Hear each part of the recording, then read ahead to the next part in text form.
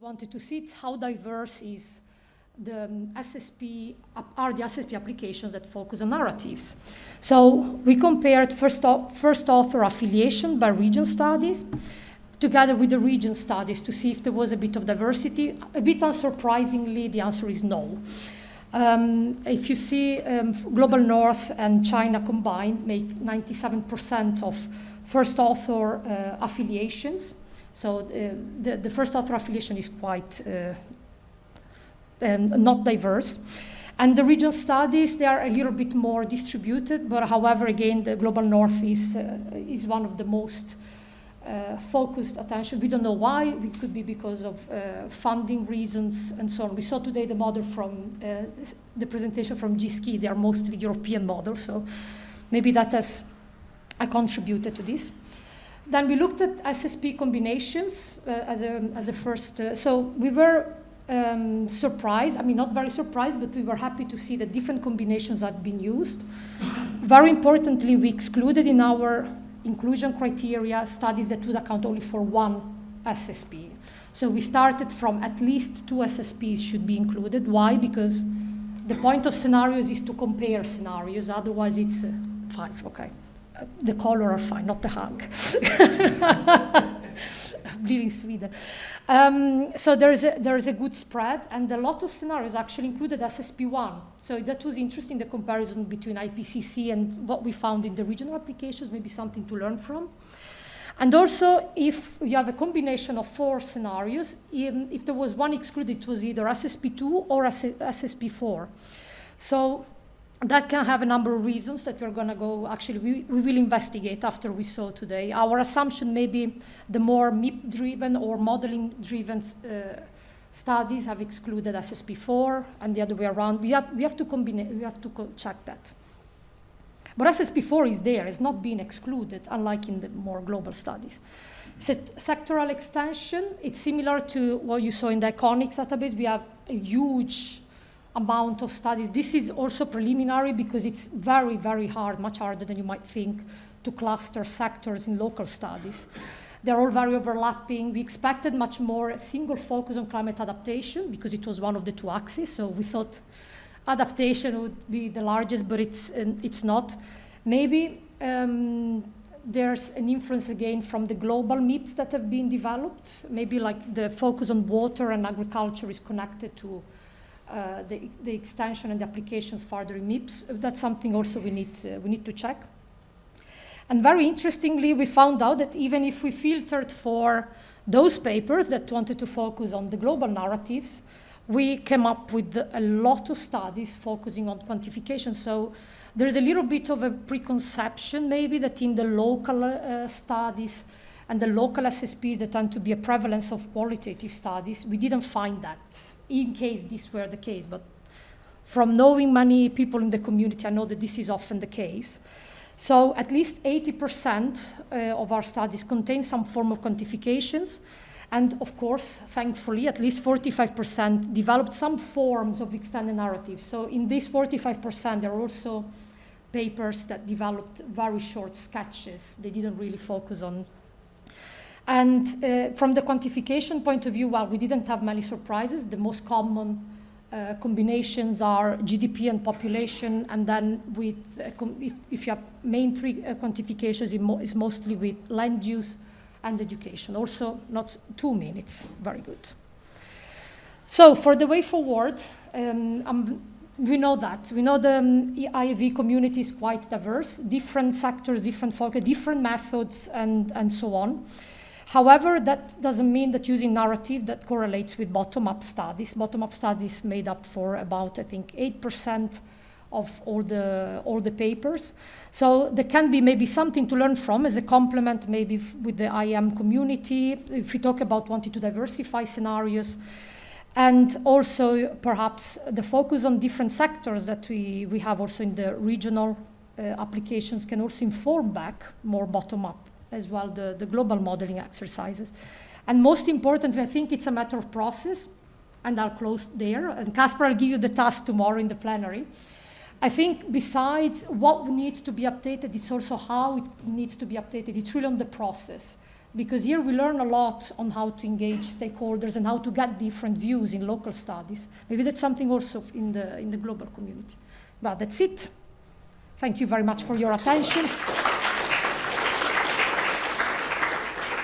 Any burning questions? Exactly, right? No, exactly. Because of technology problems, we're running a little bit late, but I'm not going to stop the burning questions from being asked, of course.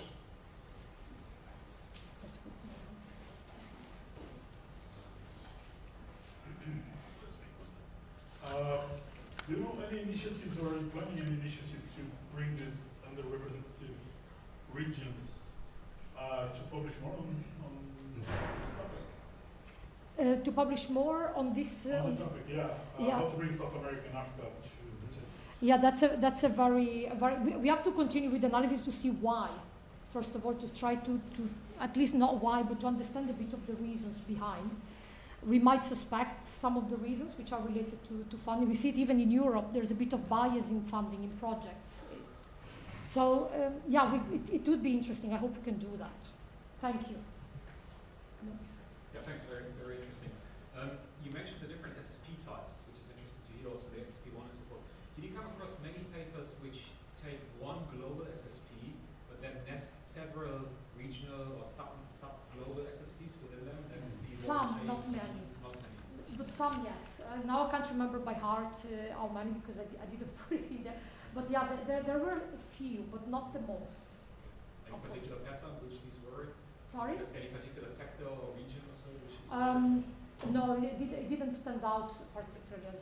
The counter that we have to see also the influence of projects, because we found that there are many second and third generation SSPs.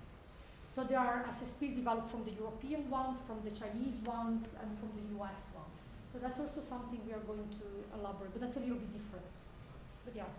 The SSPs are very, very diverse. That's what, so I think for most studies, that diversity was enough to cater for the uncertainty space that they wanted to tackle. It's not a natural thing to do, I think, to have many SSPs within variants within one. I think it has to be the last question. I was curious about the educational background of the first authors. I didn't catch that. You said that you will also look to that, or more the affiliation, so the country where they were affiliated, not the educational background, because then we would have to go back to every single. But that could be interesting. If you're interested, the database will be public and published in the same location. Very likely, we have to formally decide, but very likely, where also Carol's, the Econics database will be published as well. It's free for use. And with that, I think we have to move on, otherwise we won't have a break at all. Yeah, there are no comments or questions at the chat at the moment. And actually there's a comment for the voicemail that there is no audio. It's working for people. We already fixed that. Yeah, No audio. Okay, Abby, can I ask you to take a stand?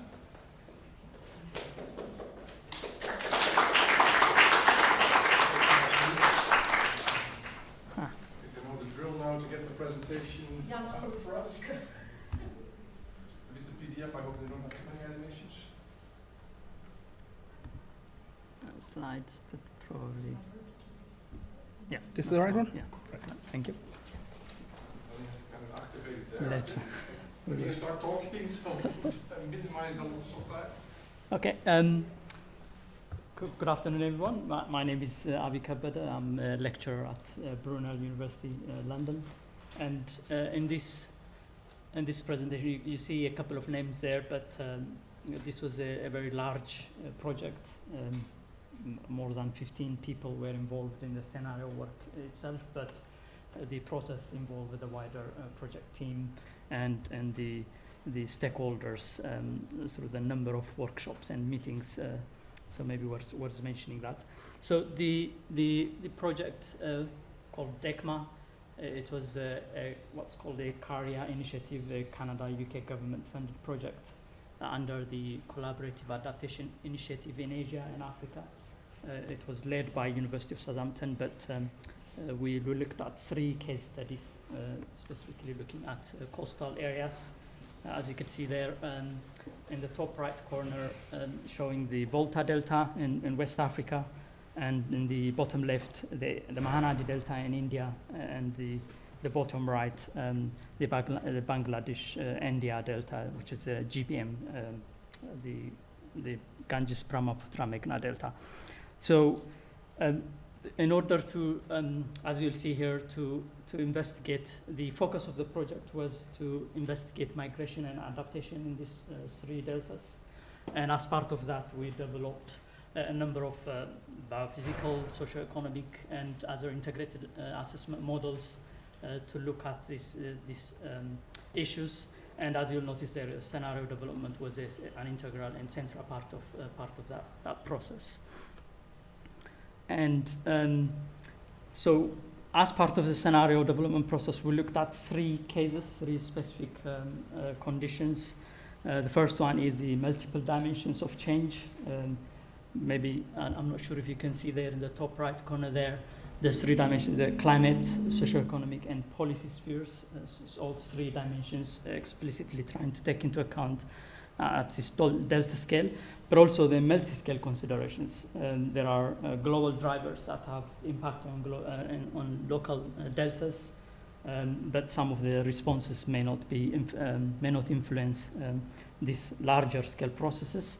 But we need to take into account those drivers. So we consider the global, regional, and national scale as boundary conditions in the development of the delta scale scenarios. And the last one is integrating model-based inputs with stakeholders at these multiple levels.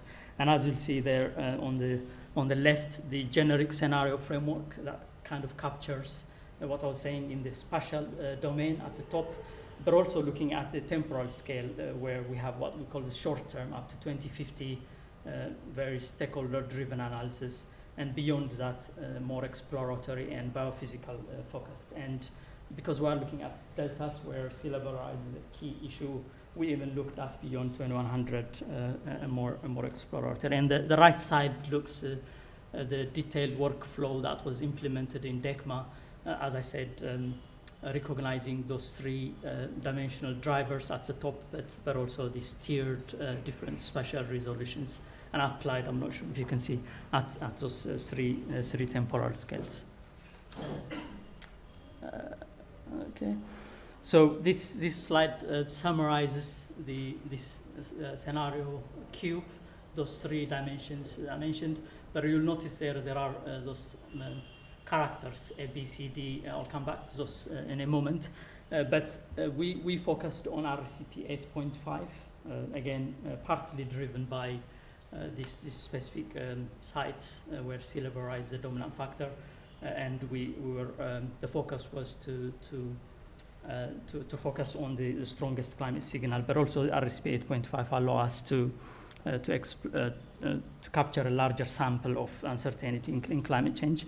And then that was combined in the short term, SSP-based scenarios, middle plus, middle minus, as you'll see, closely aligned to those SSPs 2, 3, and 5. But beyond 2050, that was focused on socioeconomic simulations, example there, migration trends and well-being and livelihood issues. But also for continuity, we combined RCP 8.5 and SSP 5 for that middle term up to 2100. Beyond that, explicitly focusing on sea level rise simulations. But in addition to these climate and socioeconomic scenarios, we considered what we named as the alternative adaptation policy trajectories, following a similar type of exercise of developing scenarios, but exploring for distinct visions of adaptation policies, partly kind of applying the SPA concept ish. But the third dimension I showed earlier. So this slide summarizes the main steps we took into account in developing those adaptation policy trajectories. The first one was identifying current policy-led adaptation actions in deltas by looking at observed adaptation policies, but also adaptation options, but also policy directions identified. But in addition, we looked at also from the literature any transformational adaptation options that we could take into account. And the second step, and that followed the top framework there, which captures those broad three categories: building, reducing vulnerability, reducing disaster, and increasing socioeconomic resilience. And there are 13 individual classes there that characterize those three broad categories. And the second one, as I said, as you'll see, this quadrant approach to develop those 4 directions, and we identified 2 key drivers that are used as part of our policy scenario logic. On the x-axis, you see the level of investment on adaptation, and on the vertical axis, you'll see the commitment to significant policy change. And this allowed us to capture, to articulate 4 visions of adaptation policy that can be implemented in these deltas. You'll see there low investment, low commitment to policy change, where in the minimum intervention, but also changing to the system restructuring, the more transformative option at the top. I'll probably speed up a bit. So I mentioned earlier those 3, the framework we used under those 3 broad categories, and the 13 different classes that represent those 3 broad categories. And each adaptation policy trajectory were characterized, how they identify, how they characterize those individual parameters, given the constraints I mentioned, the 2 constraints: level of investment and commitment to policy change. And we have assessed these scenarios, these policy trajectories, by combining the climate and socioeconomic scenarios. This is just an example to illustrate, which also helped us to make a comparative assessment between the deltas, but also taking into account this broader scale boundary conditions within a given delta. That's my last slide. And just in summary, we demonstrated an approach for applying the full global climate socioeconomic policy scenario framework at subnational scale using deltas as a case study, including exploring the concept of the SPA by looking at those distinct policy trajectories.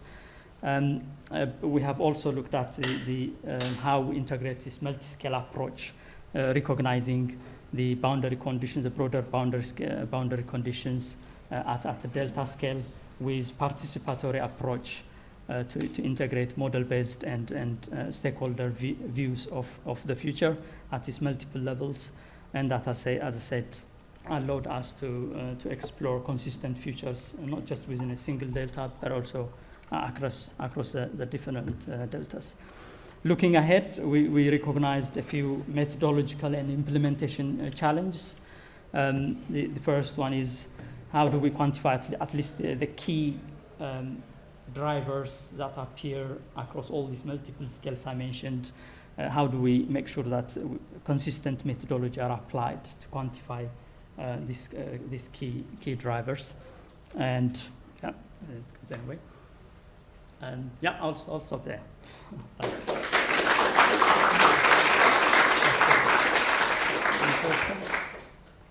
Yeah, any question for Andy? I think you go first. But just by just split seconds. Okay, thank you very much. Very interesting. It's just a general point. I think there's a difference between adaptive capacity, we also try to model the SSPs, and then specific adaptation policies. I mean, like investing in education is generally enhancing adaptive capacity, but it's also good for your health, it's good for poverty eradication. So you don't invest in education specifically for climate change adaptation. So how do you see the adaptive capacity versus specific targeted adaptation policies? Thank you very much for that question. Yes, when we were developing when we were looking at the adaptation trajectories, adaptive capacity is one aspect of it. The trajectories were more broader visions of the future, taking into account the potential constraints due to climate and socioeconomic drivers at the multiple scales I mentioned. And they were applied up to 2050. And one of the way we considered adaptive capacity is characterizing under these visions, under the minimum intervention, for example, where there is low investment, low willingness for transformational change, then how do we incorporate the adaptive capacity of these communities within that constraint? So that was assessed within the framework of these trajectories. But you're right, they are distinct. Thank you. In some deltas, the sea level rise is being exacerbated by lower silt deposition due to upstream dam development, and it's sometimes hard to disentangle. Do you take that into consideration at all? Yes. Repeat the question, so because I think then the people online. Okay. Yes. Whether we considered this catchment scale processes that affects deltas. Yes. Yes, we did consider. Maybe I rushed a bit. So one of the scale we considered is translating this global climate scenario, in our case RCP 8.5, downscaling that into the catchment level, and how does that drive the biophysical processes you touched upon, and how does that affect our delta downstream? And that was yes, we did take into account. Yeah, I have a question, two questions actually. One on the baseline data. Have you already captured migration empirically, right? Yes. And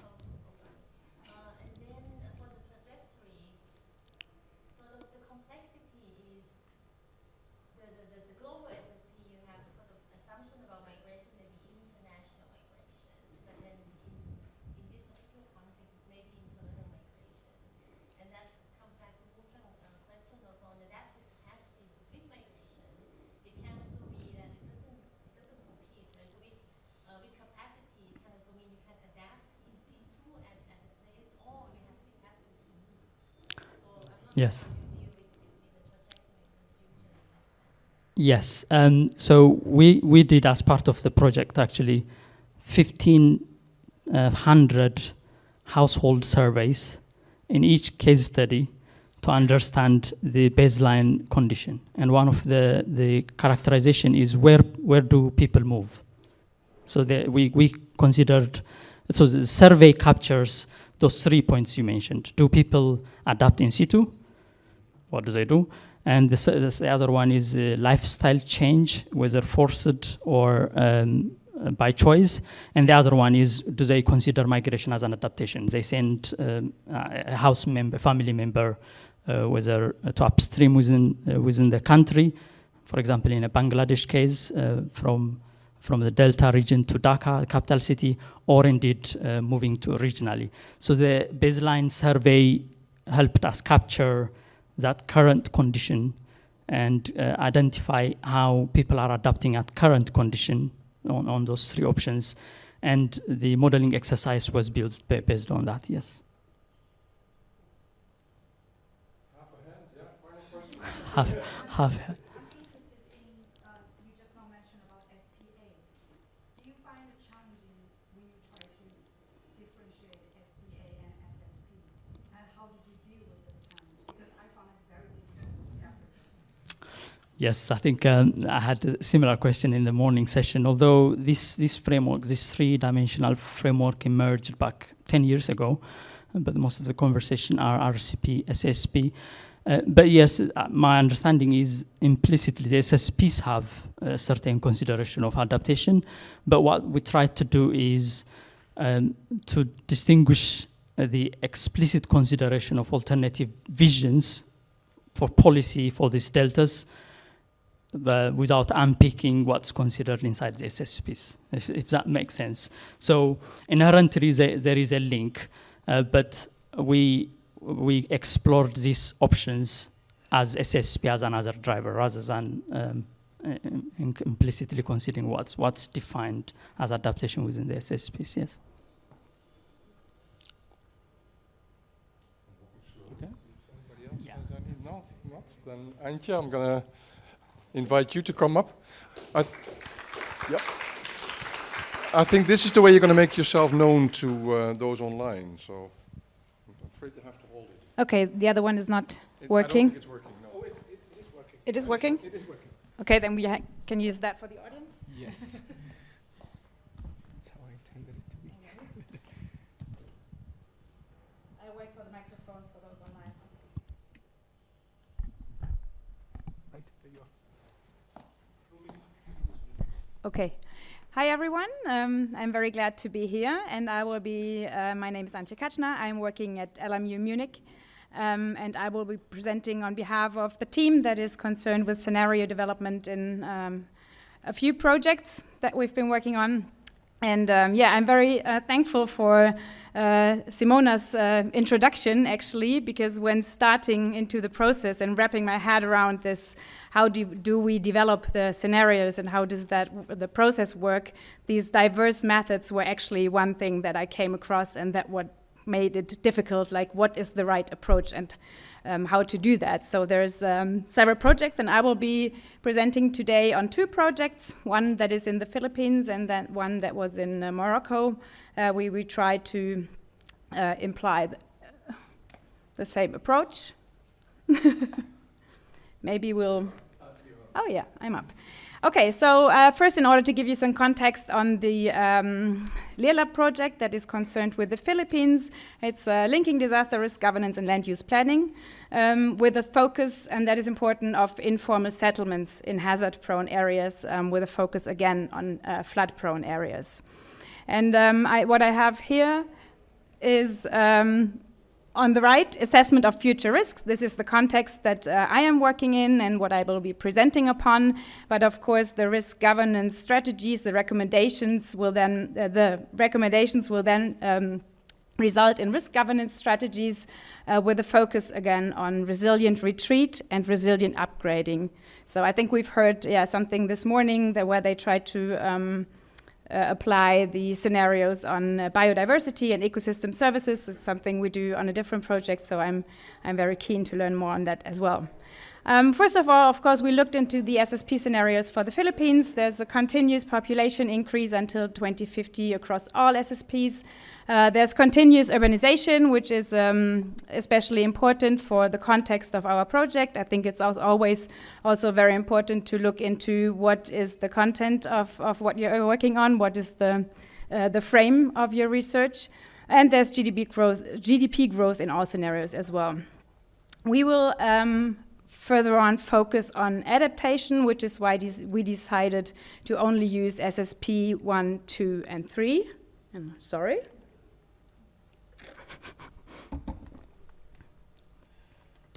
So this is now a project, and I'm very happy that I'm working in a work group that has done work on scenario development before. This is a project I personally have not been involved in, but I am adapting the development and the methodology.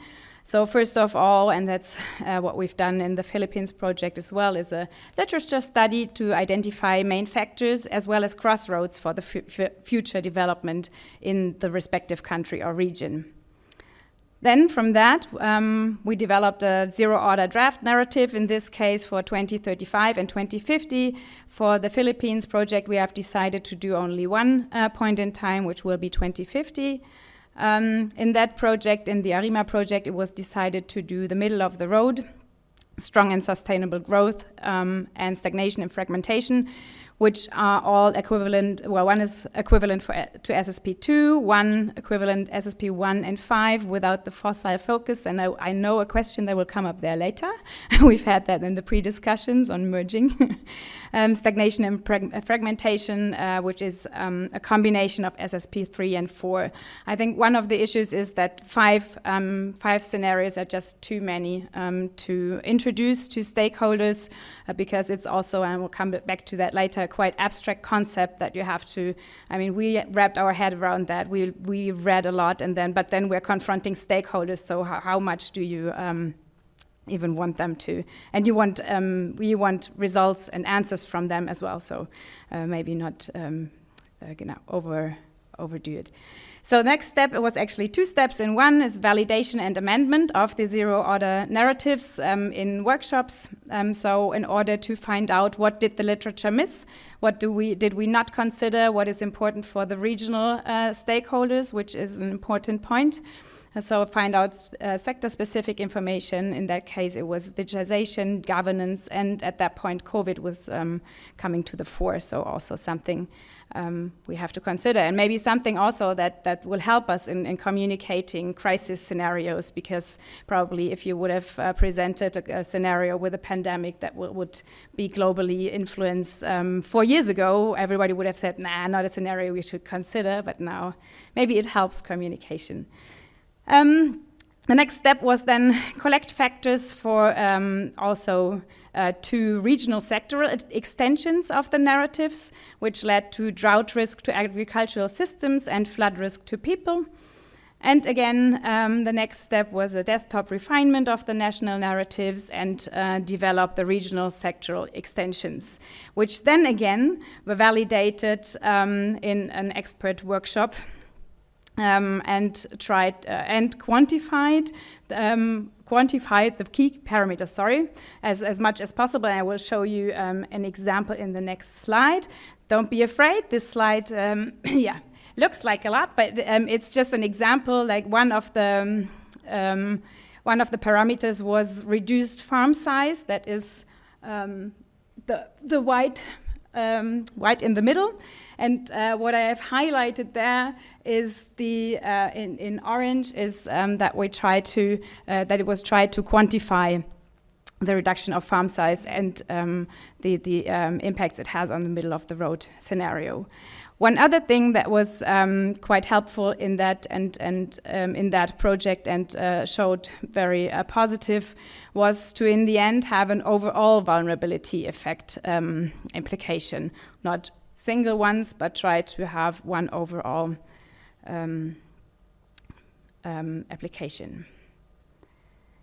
So now coming back to what we do in the Philippines, we did do national as well as regional scenarios and narratives that are based on, as I said earlier, SSP 1, 2, and 3. So this is just to show you, we used, for example, the parameters. It's not all of them. Parameters, welfare, urban population, economy, informality, because again, informal settlements and resilient upgrading is one of our focuses. Physical capital, technology, and innovation.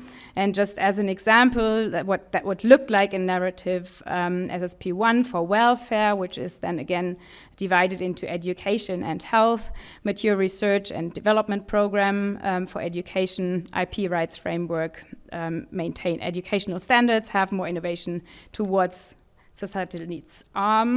Yes, and actually this is like, well, it's one more slide after that, but key lessons learned from the various projects is an early activation and participation of and the right stakeholders is key for the overall success and validity.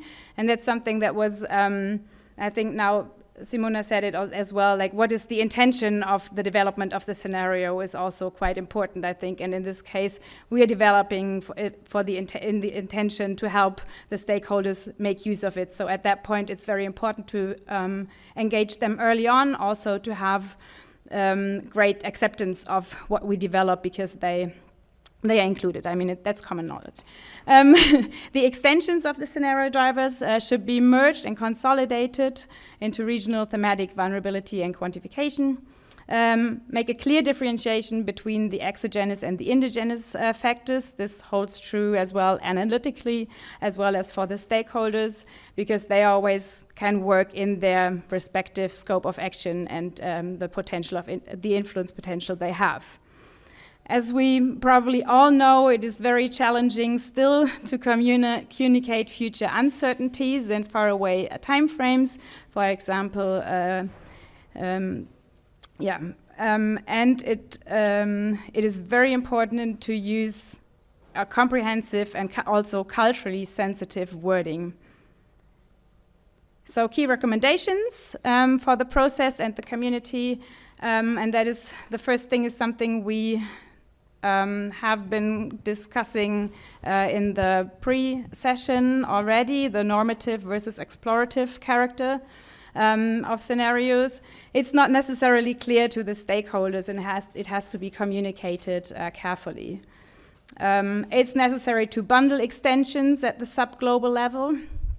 Then I think it addresses a bit the question that was pointed there earlier, like one-to-one national scenarios. Do I do SSP1 national and then regional, or do I divide it further versus one-to-many? Both options could be helpful, but it needs to be provided a clear and not multi-barreled messages.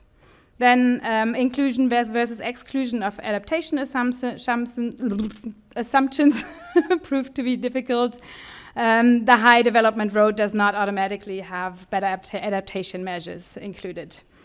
And I think what is very helpful about the SSPs and the discussion we're having here is to create standardized, quantified input then also for modeling, for example, as we do urban growth modeling for further comparability. And with this, thank you for your attention. And let's see if this microphone now works, yeah? So I can actually run across the room. Thank you very much for your presentation. On your fourth and fifth recommendations, I would like to ask, how do you account for maladaptation in urban infrastructure? Or you also mentioned urban growth, especially in the islands or Philippines. When urban area is growing into the coastal areas, it's clearly maladaptation. So how do you account for that? And how do you find the opportunities to integrate the adaptation and mitigation as much as possible? Yeah, that's a good question, and also a very difficult one. For example, especially for the Philippines, there is currently a huge, in Metro Manila, there is a, there's a huge, building site, the Manila Bay project, sorry, that's it. And of course it is, for them, it is progress. For us, it seems like maladaptation, so you always have to find a way, and it of course increases some of the risks, but at the same time it leads to economically to some growth. So it's something you have to, it has to be included, but what do we consider maladaptation? Sometimes I think it's difficult as well. Thank you very much for a very interesting presentation. I have very in detail comments or questions because because what I'm missing here, and maybe it will be also discussed on Wednesday, the qualitative aspect of the processes that we are observing. Actually, when particularly we are looking at Morocco, you've mentioned that droughts are a risk for agriculture and floods for people. Actually, from my experience in Morocco, it's not precisely that floods are for people, because floods cause accumulation of huge amount of material on fields, actually excluding them from agriculture. So that's make real risk for agriculture, and people are rejecting cultivate their fields because of huge amount of material. And from the other side, regarding the policy, why Moroccan policy, they are not able to encourage people to have bigger fields or bigger, it's quite culture background, which is another aspect which is not possible to quantify, because this is something like heritage, and they are not going to sell it to someone else, even if they are not able to cultivate this area at all. Thank you. Okay, thank you. Yeah, I'm not really sure. I think there were comments that I can't really, maybe Matthias can say something, because I have not the microphone. A couple of responses. Antje wasn't in the team back then when we did that project. No, you're absolutely right. I mean, floods are also a risk to agriculture. There was a DJ ECHO funded project. So the government of Morocco, actually over the Marrakesh-Safa region, to be more precise, actually had an interest in particularly those two risk types. That's why we went through. And that is to say there have been major floods where actually people were killed. And so floods and human lives and well-being is an issue. On the other issue, precisely those qualitative points were the reason why we did qualitative narratives. So our approach is we want to do the qualitative narratives of qualitative scenarios in their own sake, and then we quantify as much as possible and model as much as possible, but not everything is possible there. We go through impact chains, for instance, analysis, we go through qualitative assessments, and that in itself with stakeholders is a huge gain and a huge value.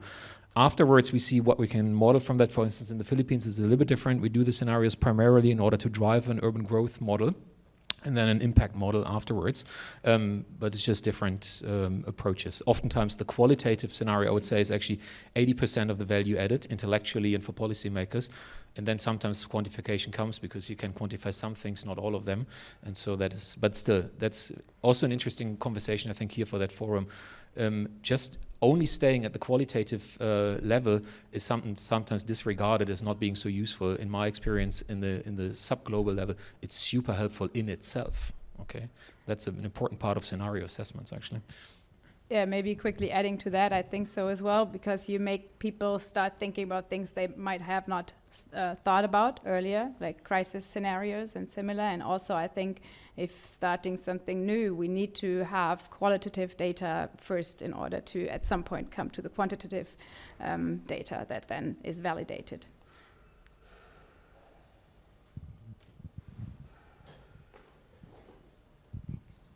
And I have a question. When you do different projects in different countries, do you take into account the legal, institutional, political context, which can be very different? And also, how do you define indigenous and exogenous conditions? Because sometimes it might change.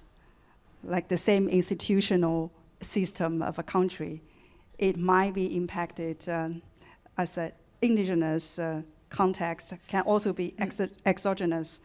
So I found it's difficult to define it. And also about the normative perspective, what kind of normative considerations that you took into account in your research?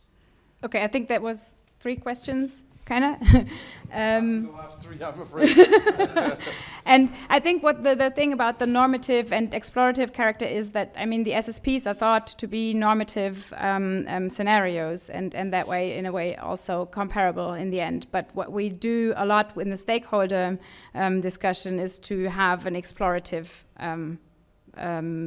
approach, and to communicate that was like the main point I wanted to make here. The other question, different cultural and political context, yes, very, very important. I totally agree. For example, we work in Vietnam, and it's a socialist country. It has a planned economy, so you can't really come with a crisis scenario. And that, again, then maybe results in what you were saying, what is indigenous and exogenous is how do, in many contexts, is how do you communicate that? So, for example, I don't have an example.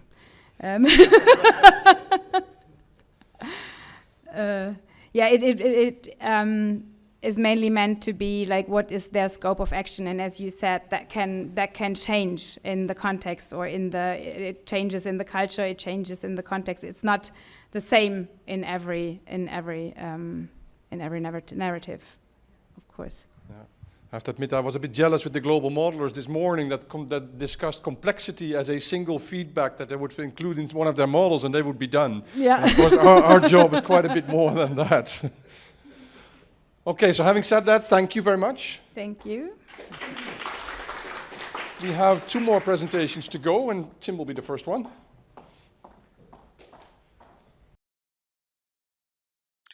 Hello, I'm Tim Carter from the Finnish Environment Institute, Syke, in Helsinki, Finland. I'll present early results of a project to develop integrated regional and national scenarios for climate change planning in Finland. The project's name is Finscapes, and I'm presenting on behalf of a research team from 3 national research institutes, Syke, the Finnish Meteorological Institute, and the Natural Resources Institute Finland, known as LUKE for short. The 2 main approaches available for responding to ongoing and future climate change and its impacts, aside from doing nothing, are mitigation and adaptation, which at regional scale also have to be considered in the wider perspective of a transition towards a more sustainable future. In terms of policy, at global level, the Paris Agreement and Sustainable Development Goals have set targets. At European and national scale in Finland, there are also targets relating to achieving climate neutrality, climate resilience, and a just transition. At sub-national scale, Finland has 309 municipalities, each located in one of 19 regional units, classified as NUTS 3 regions by the European Union. The statutory joint municipal authorities that operate in these counties for matters including climate policy are called regional councils, which have already produced a number of strategies and programmes, though with fairly limited progress so far. Without going deep into the policy background, the urgency for a regional focus on adaptation, which has tended to lag behind mitigation as a policy imperative, has been stressed both in an evaluation of Finland's National Climate Change Adaptation Plan in 2019, as well as by Finland's Climate Change Panel. In this respect, regional scenarios can be helpful by offering alternative future contextual information for planning regional climate change adaptation and mitigation responses that are robust across a range of uncertain future developments. The Finscapes Project seeks to co-create scenarios that provide useful context to assist Finnish regions in responding to the challenge of climate change. It's a 4-year project funded by the Academy of Finland under special funding for system-level research into climate change mitigation and adaptation. Working with partners in Finnish regions and with regional stakeholders, Finscapes aims to develop a new scenarios framework and methodology for climate change analysis in Finland. Second, to co-create regional socioeconomic pathways for societally relevant systems based on global SSPs. Third, to co-create regional climate projections of relevance, including climate and impact storylines.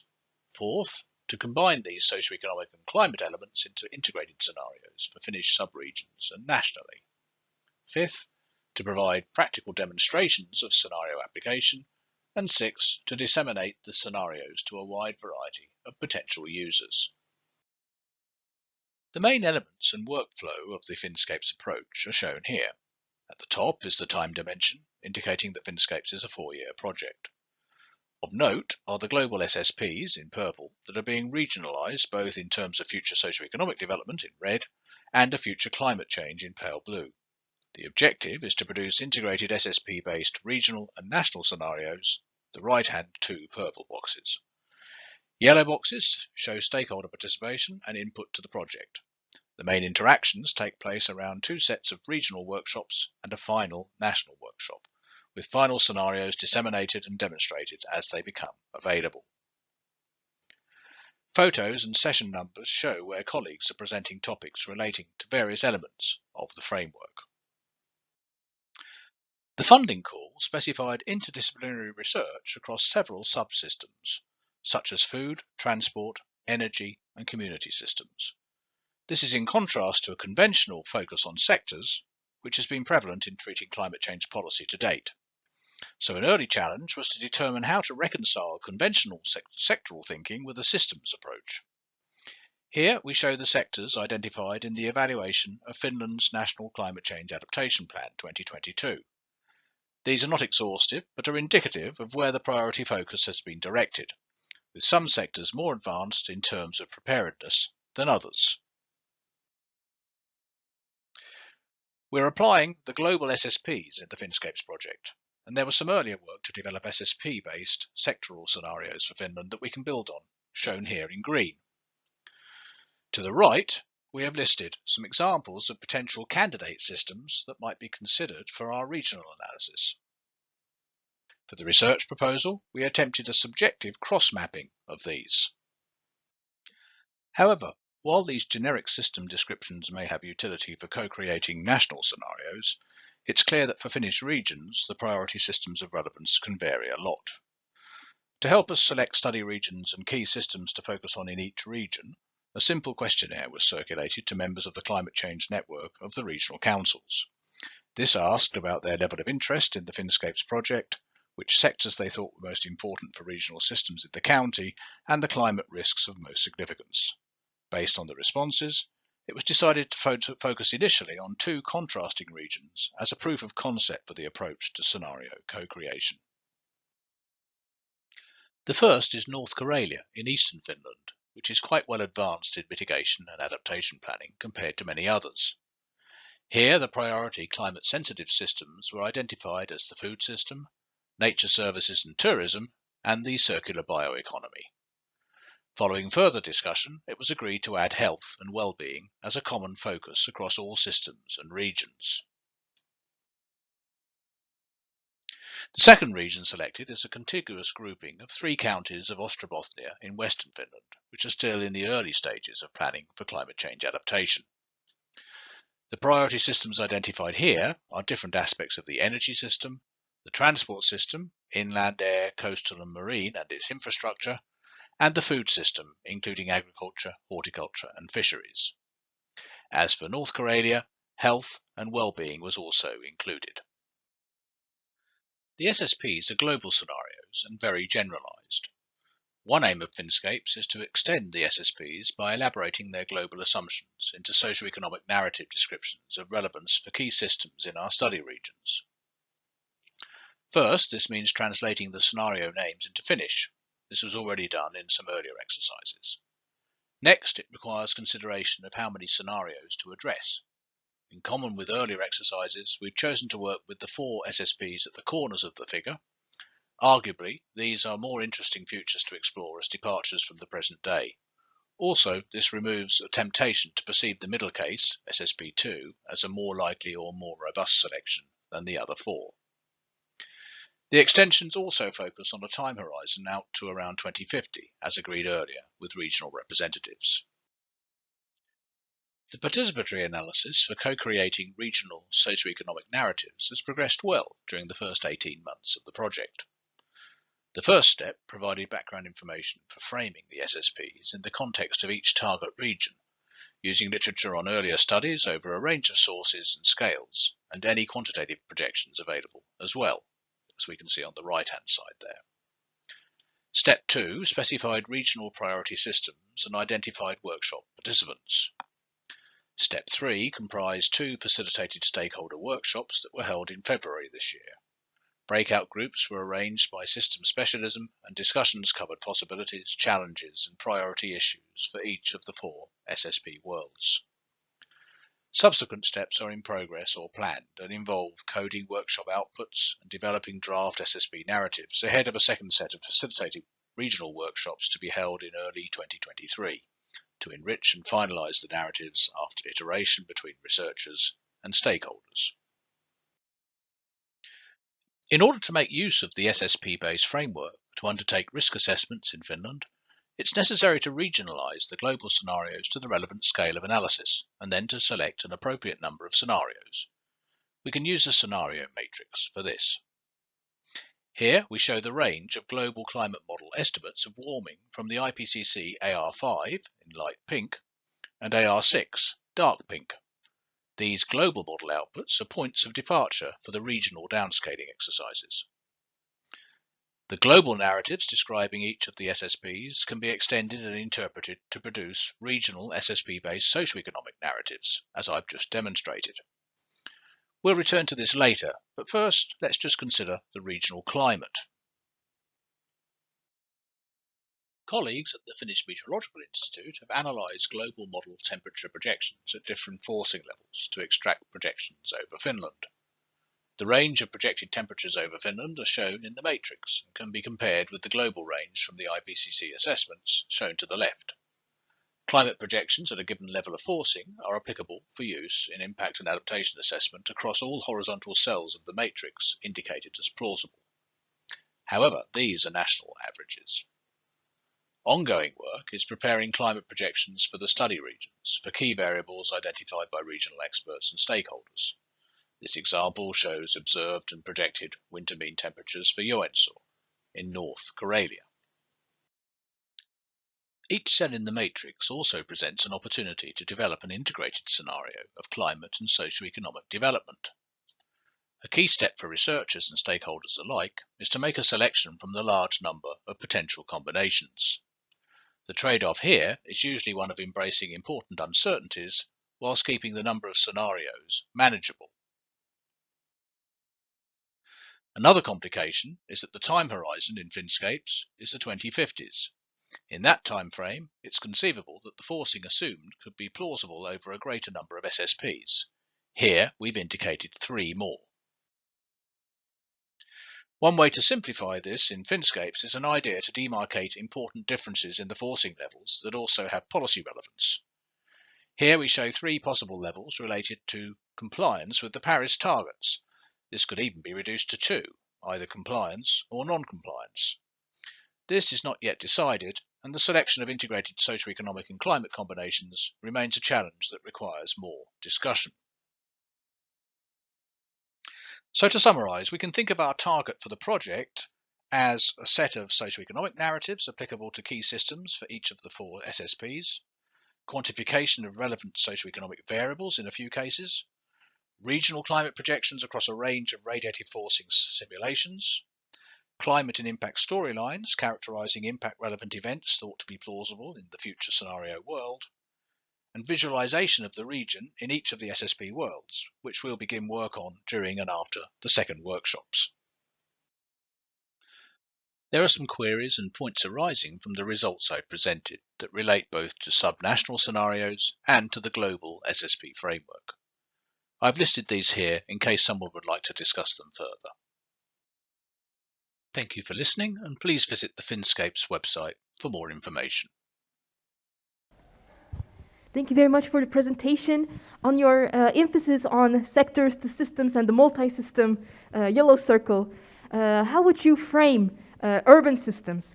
Because, for example, in the working group 3, we focus on urban systems also with connection to rural areas through food, supply chains, and that is covering everything that you have in those circles. So what would be your thoughts? And from the bottom up, it would also be relevant because cities, they can also put a lot of momentum into the climate action. Yeah, I guess that would come under community systems here, in one way or another. But you're quite right, of course. And it could be that in the next adaptation plan in Finland, they might actually want to have a focus on cities as well, or urban areas. So it's very much in the hands of the policy side of the equation, the policy makers as well, as to how these are defined. But you're quite right, of course. Yes. Thank you.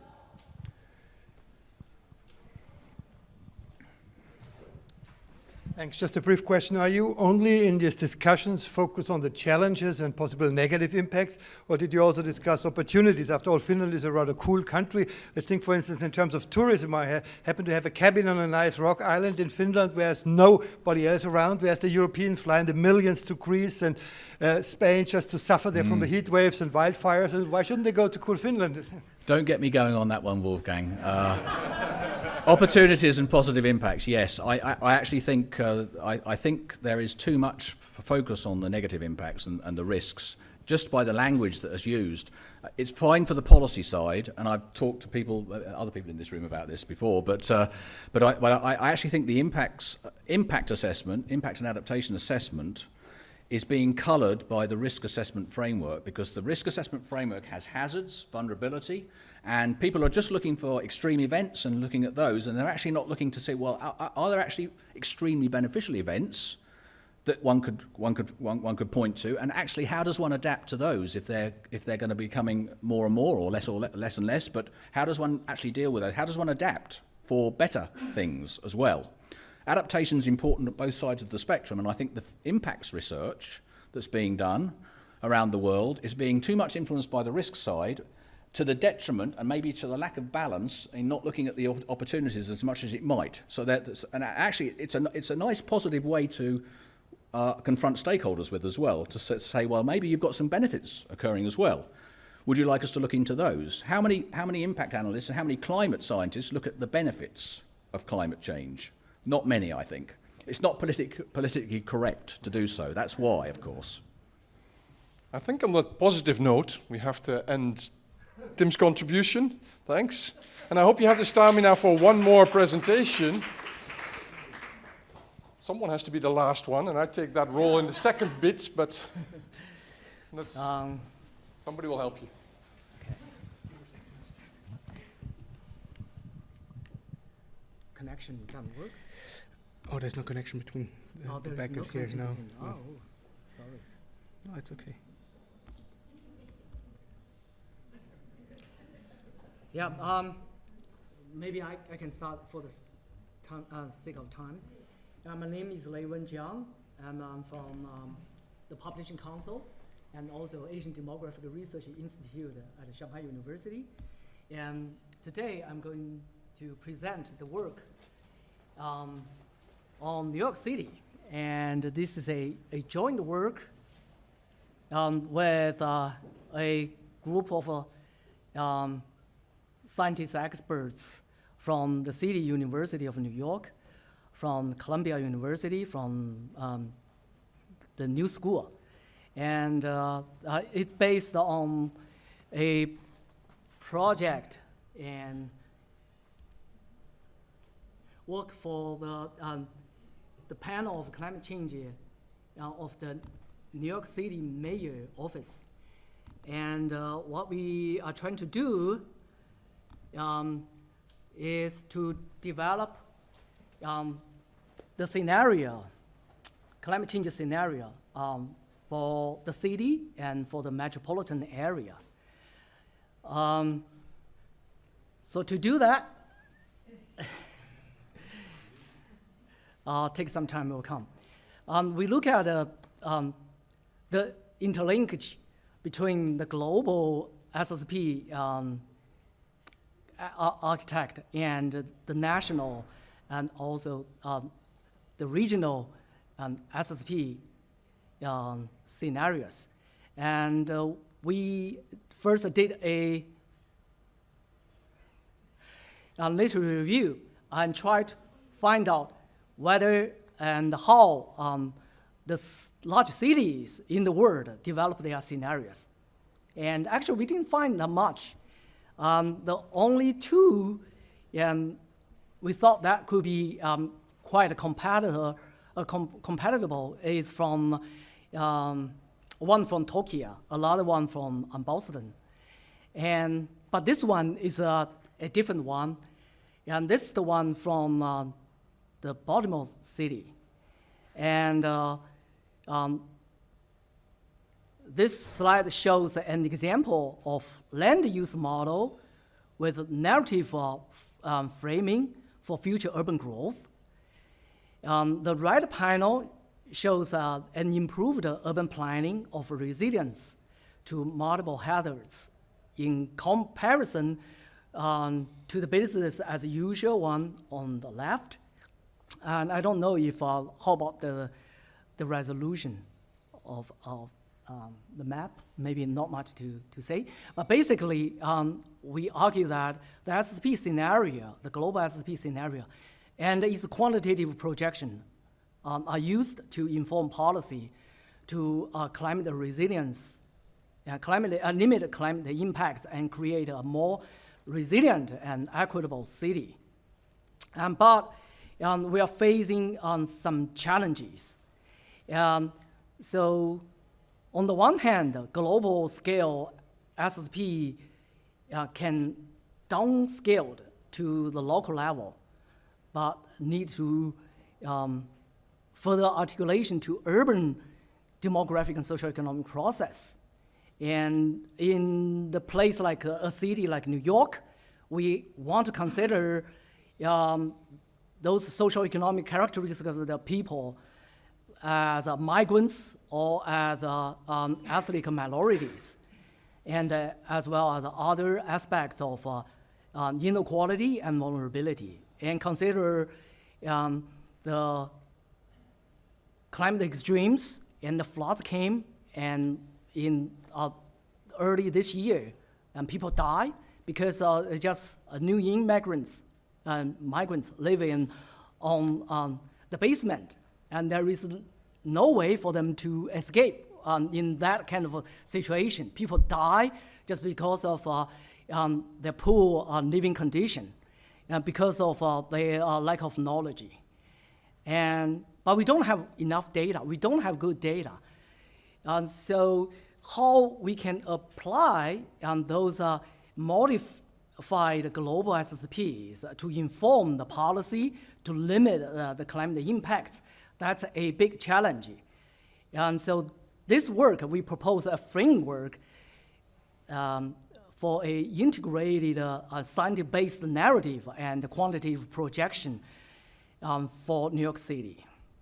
And so to develop the scenario from global, based on a scenario from global to the local, and we have to face the three challenges. The first is a scale issue. And so we have to adapt a global narrative and aggregate projected results to local contexts and the spatial variation, and also the temporal and scale. The local governments and the agencies, they only concerned about the short-term changes, only the short-term plannings. But climate change is a long-term scenario, right? So there is a big gap there, and also the thematical breadth and the local specificity, and the different government agencies and have their own targets. So they work in the segregated way and silo way, and there is no, generally there's no consideration of migratory status, for instance. Those need to be considered. So there are also different government agencies, they have their own targets, and those kind of institutional complexity in different sectors, from different sectors, also needs to be addressed in local scenario development. And also when you develop the local, the city level scenarios, you also want to consider something with the policy, the climate policy specifically. And as Tim earlier mentioned today, that the SSP, global SSPs, and intentionally not consider the climate policy. But in the local, in the places like New York City, already engaged the climate policies. The climate policy, the climate action has already made some changes in the demographic, socioeconomic, technological conditions. So those are the things when you develop a scenario for the local, the region government. And that's something like you may take into account. So as an example, we look at the population composition by ethnicity in different census tracts in New York City. And we find that in general, the proportion of the population, the white population declined, and black population also declined. The increase of the Asian and the Hispanic population mostly in Queens, right? Not evenly distributed in the city. And Hispanic population mostly increased in Bronx. And those are the places when the casualty from the climate extremes happened. And the housing condition for those migrants are in a very difficult situation. So when you try to build a framework, build a scenario and model the changes, you want to grapple with this kind of data and capture the dynamism. And also we look at the rent burden of the population in different census tract. We also find in general the rent burden increase, right? But the increase of the rent burden is not evenly distributed. And the most expensive places in Manhattan, the rent burden has not increased. But the most increase of the rent burden is in the poor, relatively poor region, in Brooklyn, in Queens, and Bronx, right? So those are the things, you need those demographic information. And there are also the spatial distribution of the burdens in the population, right? And into new scenario into your model. Unfortunately, all the current model and the current work are put in a siloed way. And for instance, the demographic projection is a short-term, only build a projection up to 2040, and do not consider the sub-city interactions. For instance, the migrants are not clearly understand across the city, the counties in the city.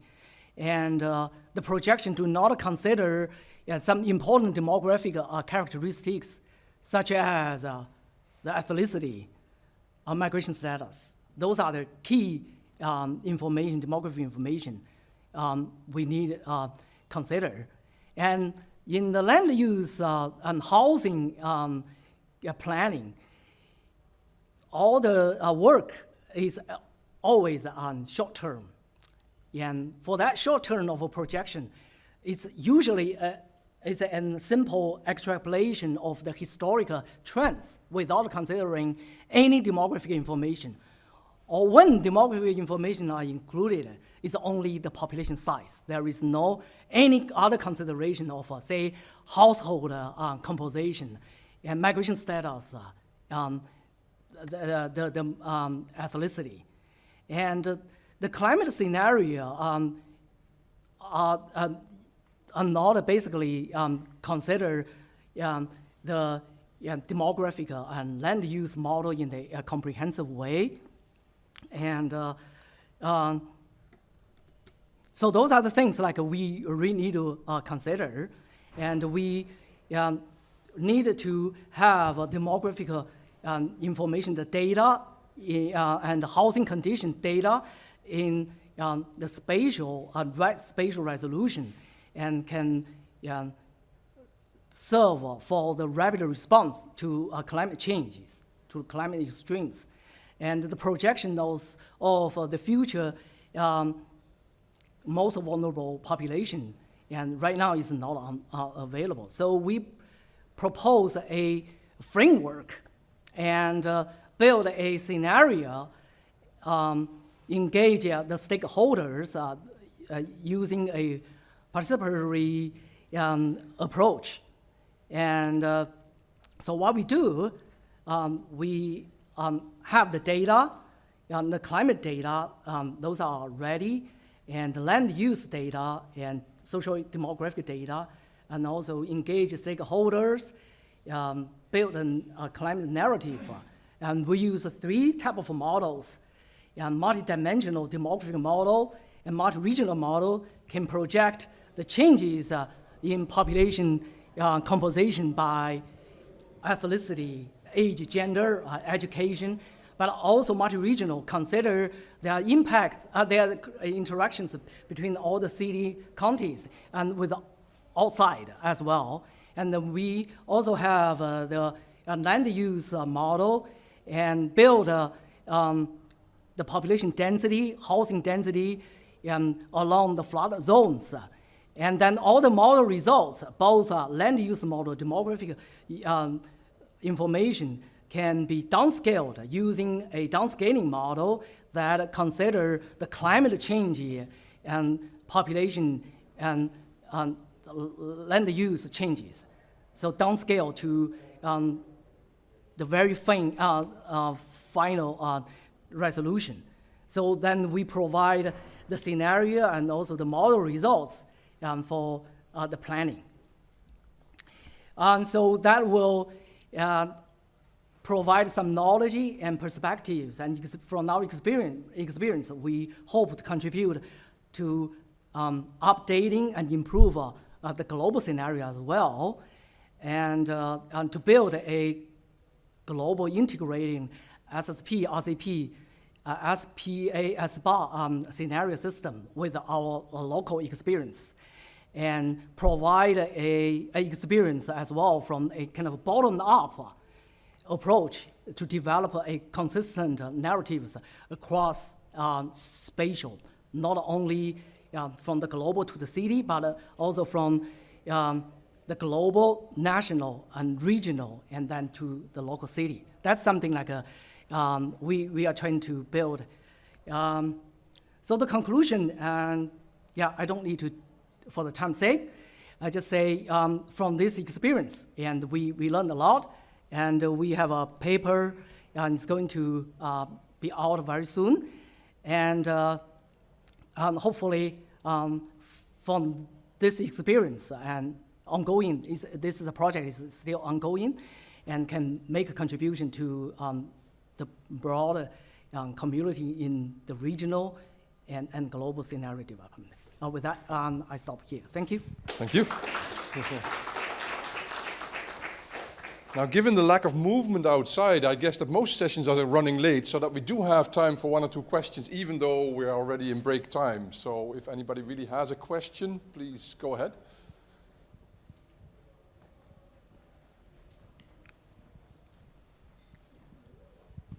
Thanks. Interesting presentation.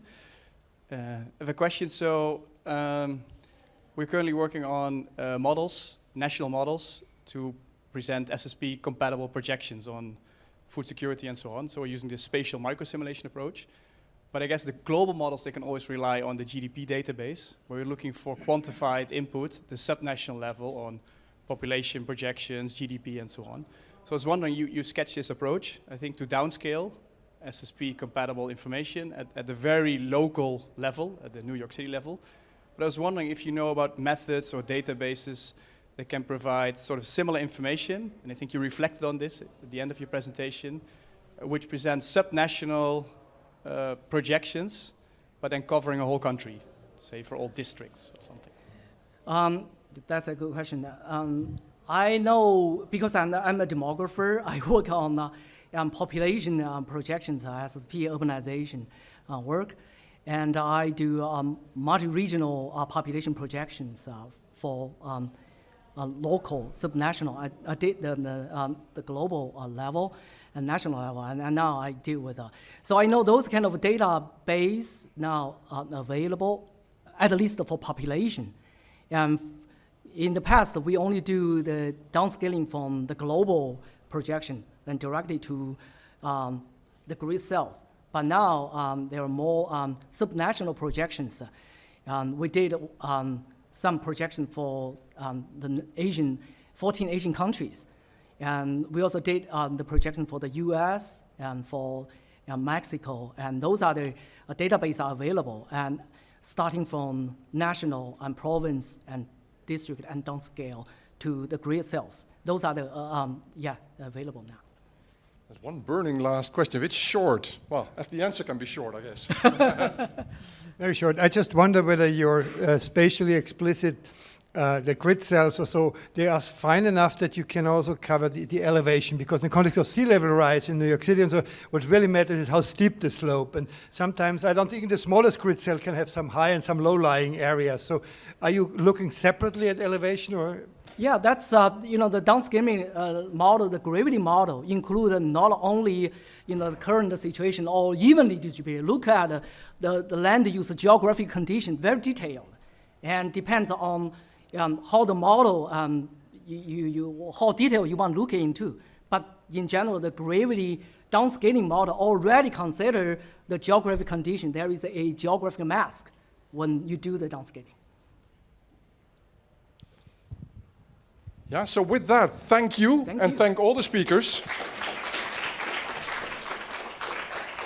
And of course, rest me to welcome you all back for the second half of this session. If you have more stamina now to sit here until 6 o'clock, I hope you all come back.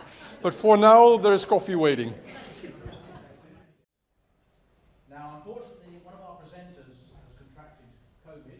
No, actually not. No, she's healthy. She's healthy. She was in contact with somebody. She's in contact, so she's even healthy, but she couldn't come. And she's Austrian, so she's right here. And she's here. Yeah, that's right. In Bock, in the nearby Oldenburg group. Yes. Okay. Right. So we're going to be showing the video, and if people have, I should speak into the microphone here. If people have comment, sorry. It is on. I can hear. Yeah. So yes. So our first speaker unfortunately couldn't make it due to COVID-related problems, but we'll be streaming the video for 12 minutes of her presentation. Hermine Mitter from Bock in Vienna. And you're very welcome to pose questions, people who are online, and also in the hall here. I don't know if is she going to be online herself? I didn't discuss that. I don't know. No. Okay. All right. Well, nevertheless, if there are questions, you could actually place them because we'll make notes of them, and if there are points arising. But anyway, I think we should proceed now and show the video, please. Yeah. Thank you.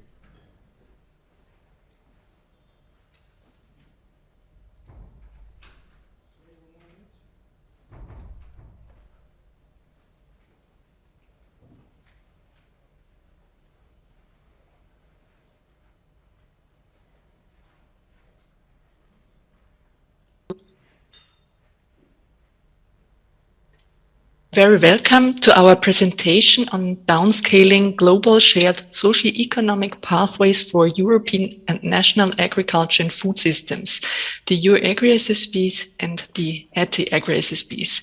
My name is Hermine Mitter. I'm working at the University of Natural Resources and Life Sciences in Vienna, Austria. And today I have the pleasure and honor to introduce the European and Austrian Agri-SSBs to you.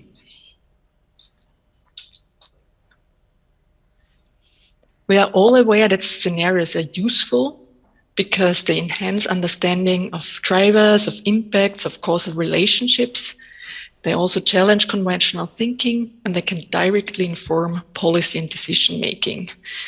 Scenario processes are, however, also criticized in the literature, for instance, for being non-transparent and irreproducible, for inconsistencies of scenarios, either internally or across scales, for deficiencies in representativeness and legitimacy resulting from biased stakeholder engagement.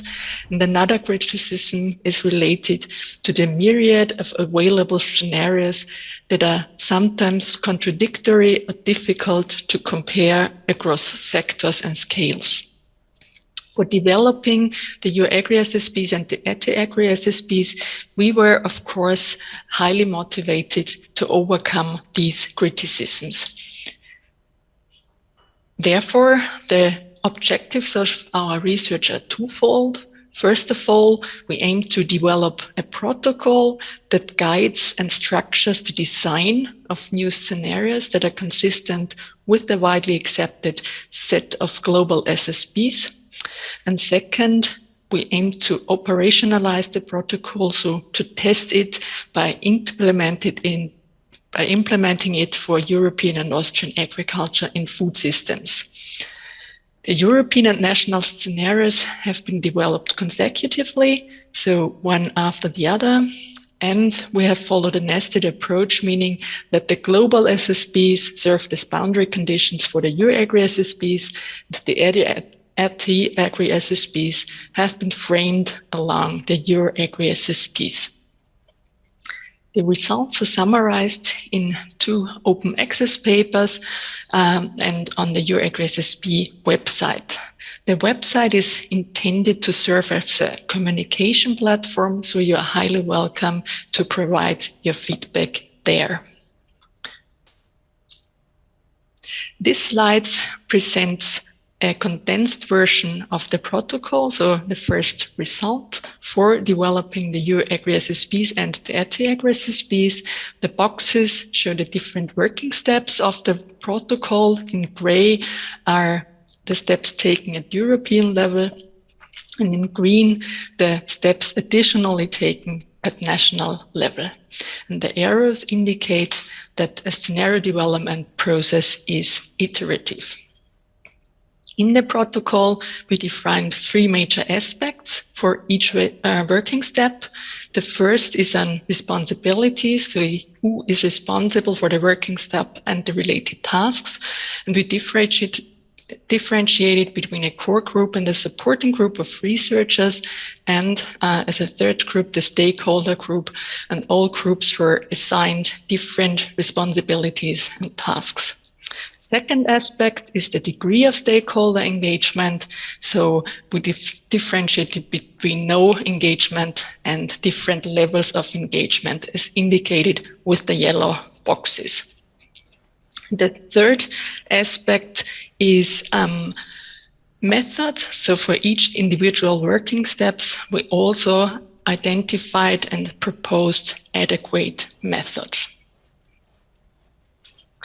This slide quickly summarizes the results from the first working step. So we defined the purpose of the scenarios to provide a basis for integrated assessments of agriculture and food systems, to directly inform policy and decision makers, and to increase consistency and comparability of research results. The thematic focus is agriculture and food systems at European and Austrian scales until 2050. We focused on qualitative storylines, did some quantitative specifications of the scenario elements, and at national level, we also complemented this by the quantification of selected scenario elements. The resources dedicated to stakeholder engagement were quite intensive. We organized several workshops, we conducted semi-structured interviews, we conducted an online survey. Anyways, this approach ensured richness and legitimacy of the scenarios. We also aimed to create ownership and thus uptake of the scenarios by stakeholders. A diverse group of stakeholders was engaged, diverse in terms of knowledge types, roles in policy and decision making, and topical expertise. Both newly developed scenario sets, the EUR-Agri-SSPs and the Agri-SSPs, keep the standard SSP matrix architecture, and they provide 5 narratives differentiating in their mitigation and adaptation challenges. Quickly summarized, the scenarios are agriculture and food systems, an sustainable path, an established path, an separated path, an unequal and high-tech path. Each of the scenarios, both on European and national level, address 5 topics that are mentioned here on the slide. And what we realized from stakeholder engagement, that dominant scenario elements are in the economy and the policies and institutions sector, representing the stakeholders' interviews, interests and views. Here, I would quickly like to highlight the major ideas of the individual scenarios. So for SSP1, the EUR-Agri-SSP1, cooperation between actors, environmentalism, citizen environmental awareness, and technological progress, they are crucial and drive sustainable and resilient land use. For SSP2, the common agricultural policy is a major driver of how the agriculture and food system develops, both at European and national levels. No substantial changes with respect to environment, technology, or governance are in this scenario. For the third one, this scenario builds on skepticism and nationalism, and each individual country or government insists mostly on national food and energy security, leading, for instance, to higher commodity prices and also lower environmental standards. For the EUR-Agri-SSP4, it's a small and rich business-oriented elite that drives development within the agri-food systems. It's globalization and technological progress that gain in importance, and environmental standards are generally low. And in the fifth scenario, it's the tech companies that dominate the agri-food systems, and combined with intensified trade agreements, structural change is immense in the agricultural sector in this scenario. After consistency checks, another working step was the quantification of scenario elements at national level. For these steps, we selected scenario elements to be quantified based on two aspects. It was mostly what are the needs of the models, so what are standard inputs for models, and the second aspect is lack of qualitative data. The linguistic descriptions of the development directions, as they are shown in the green table, they were then translated into a numerical value using a translation key, which is shown on the right-hand side in the figures. And for both activities, for the linguistic descriptions and for the numerical values, stakeholders were engaged. For the discussion and conclusions, I would like to come back to the critiques of the scenario development process from the very beginning and would like to show how we overcame them with our work. So first, the protocol helped us to have a standardized and structured process for developing the scenarios at both levels, European and national. The second aspect, stakeholder engagement. So it was highly resource intensive, but it proved useful to ensure richness and legitimacy of the results. And despite some stakeholders faced some time constraints, we had the pleasure to work with a really diverse and a very, very active community of stakeholders. And third, the nested approach allows to compare research results across sectors and scale, even though we somewhat forced stakeholders into the SSP scenario logic. This scenario logic was generally accepted by stakeholders. To finalize, I would like to express my gratitude to the organizers for inviting me to present our work in this session. I would also like to thank all people who contributed to the UAgri-SSPs and the ETA-Agri-SSPs, which is more than 20 researchers from across Europe and more than 130 individuals from national and European organizations. And finally, I would like to highlight that this work has emerged from the FACE-Maxur network, a JPI knowledge hub, which aimed at modeling European agriculture with climate change for food security. Thank you very much. Thank you very much, Hermine. Pity you couldn't be here, but there are one or two people in the room who took part in this exercise, I think. So if there are one or two questions or queries, we can take them now, if anybody has any follow-up observations. Yes, please.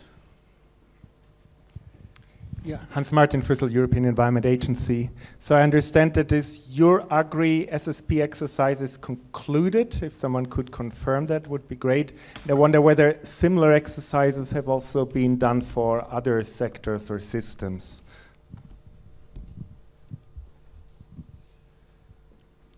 The one on the SSPs, I think they have been concluded. They might still be working on the Austrian versions of it, that I'm not entirely sure of, but I think the whole project's done. For other similar initiatives at European level, I think maybe I should ask Simona, because she is a bit more aware of the database. Are there European level studies downscaling the SSPs for other sectors than agriculture, as you know from the database? Well, we saw before the sectoral applications. It's very hard. Yes, this is a question from someone who wasn't there before the break, which... Yeah, I had to present another section. Don't worry. Yeah, no worries. No worries at all. So before we presented a very wide array of sectoral applications, largely based in the global north, of course, and we are in the process of analyzing. But we saw that a big chunk is indeed in the agricultural sector and in the water sector, and we still have to identify the reasons why. Maybe also the existence of the European Agri-SSPs. But yeah, it's very, very extended. But I think the big majority are like what Tim was presenting before, so it's national level. I think that's a very normal entry point, is go for national level, national policies.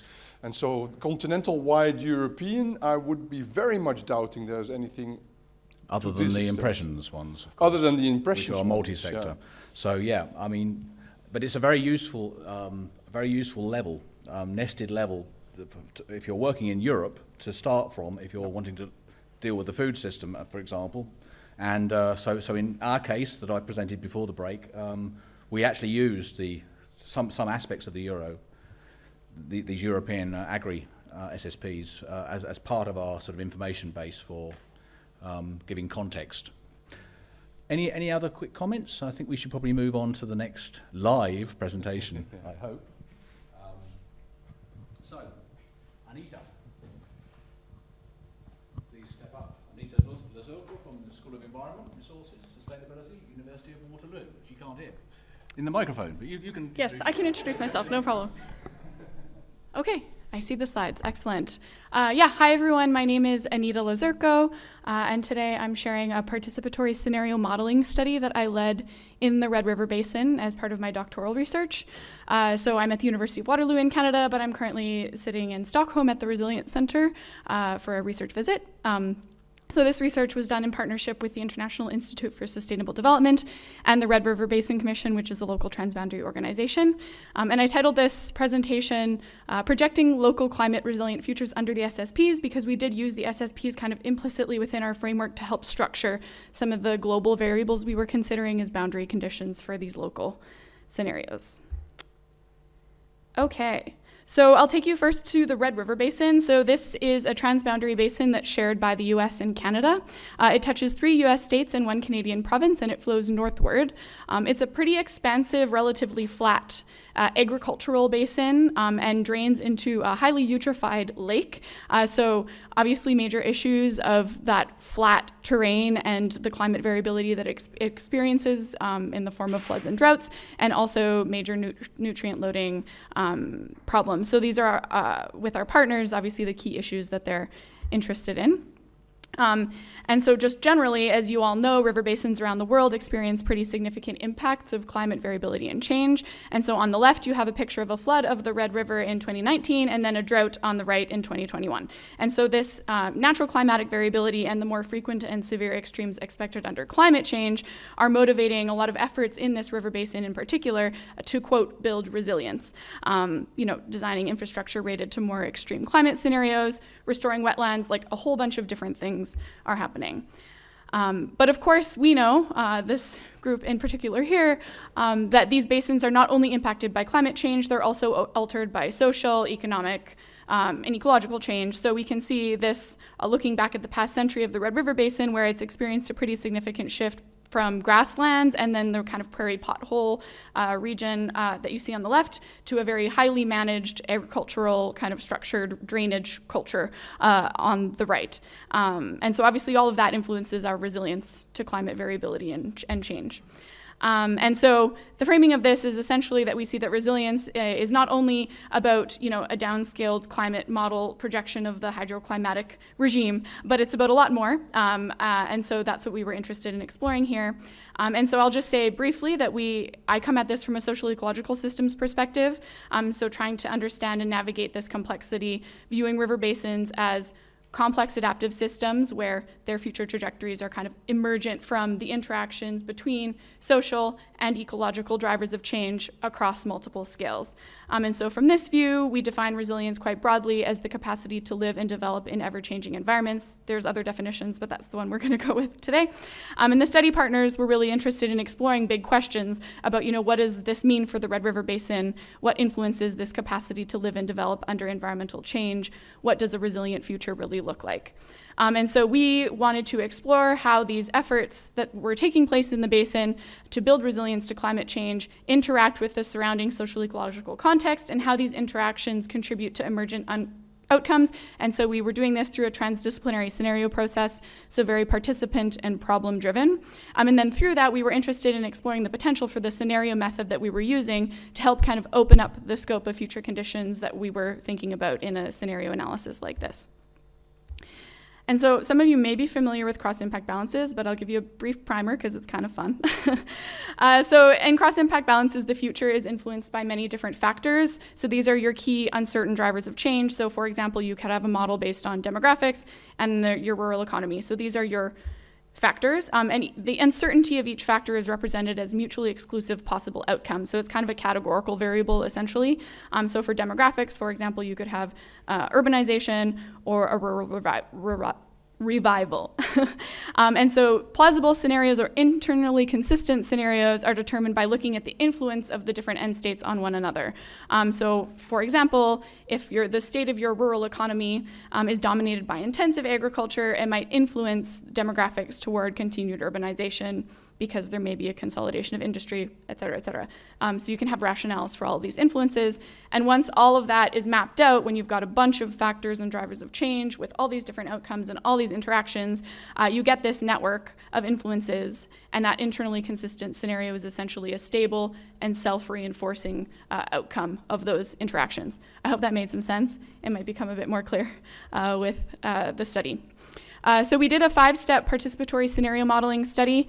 Started out with 34 interviews with different experts and opinion leaders in the Red River Basin, so experts on this local context, guided by the social ecological systems framework. And during these interviews, I asked things like, what does a resilient future look like? What current practices or projects are happening now that could contribute to that future?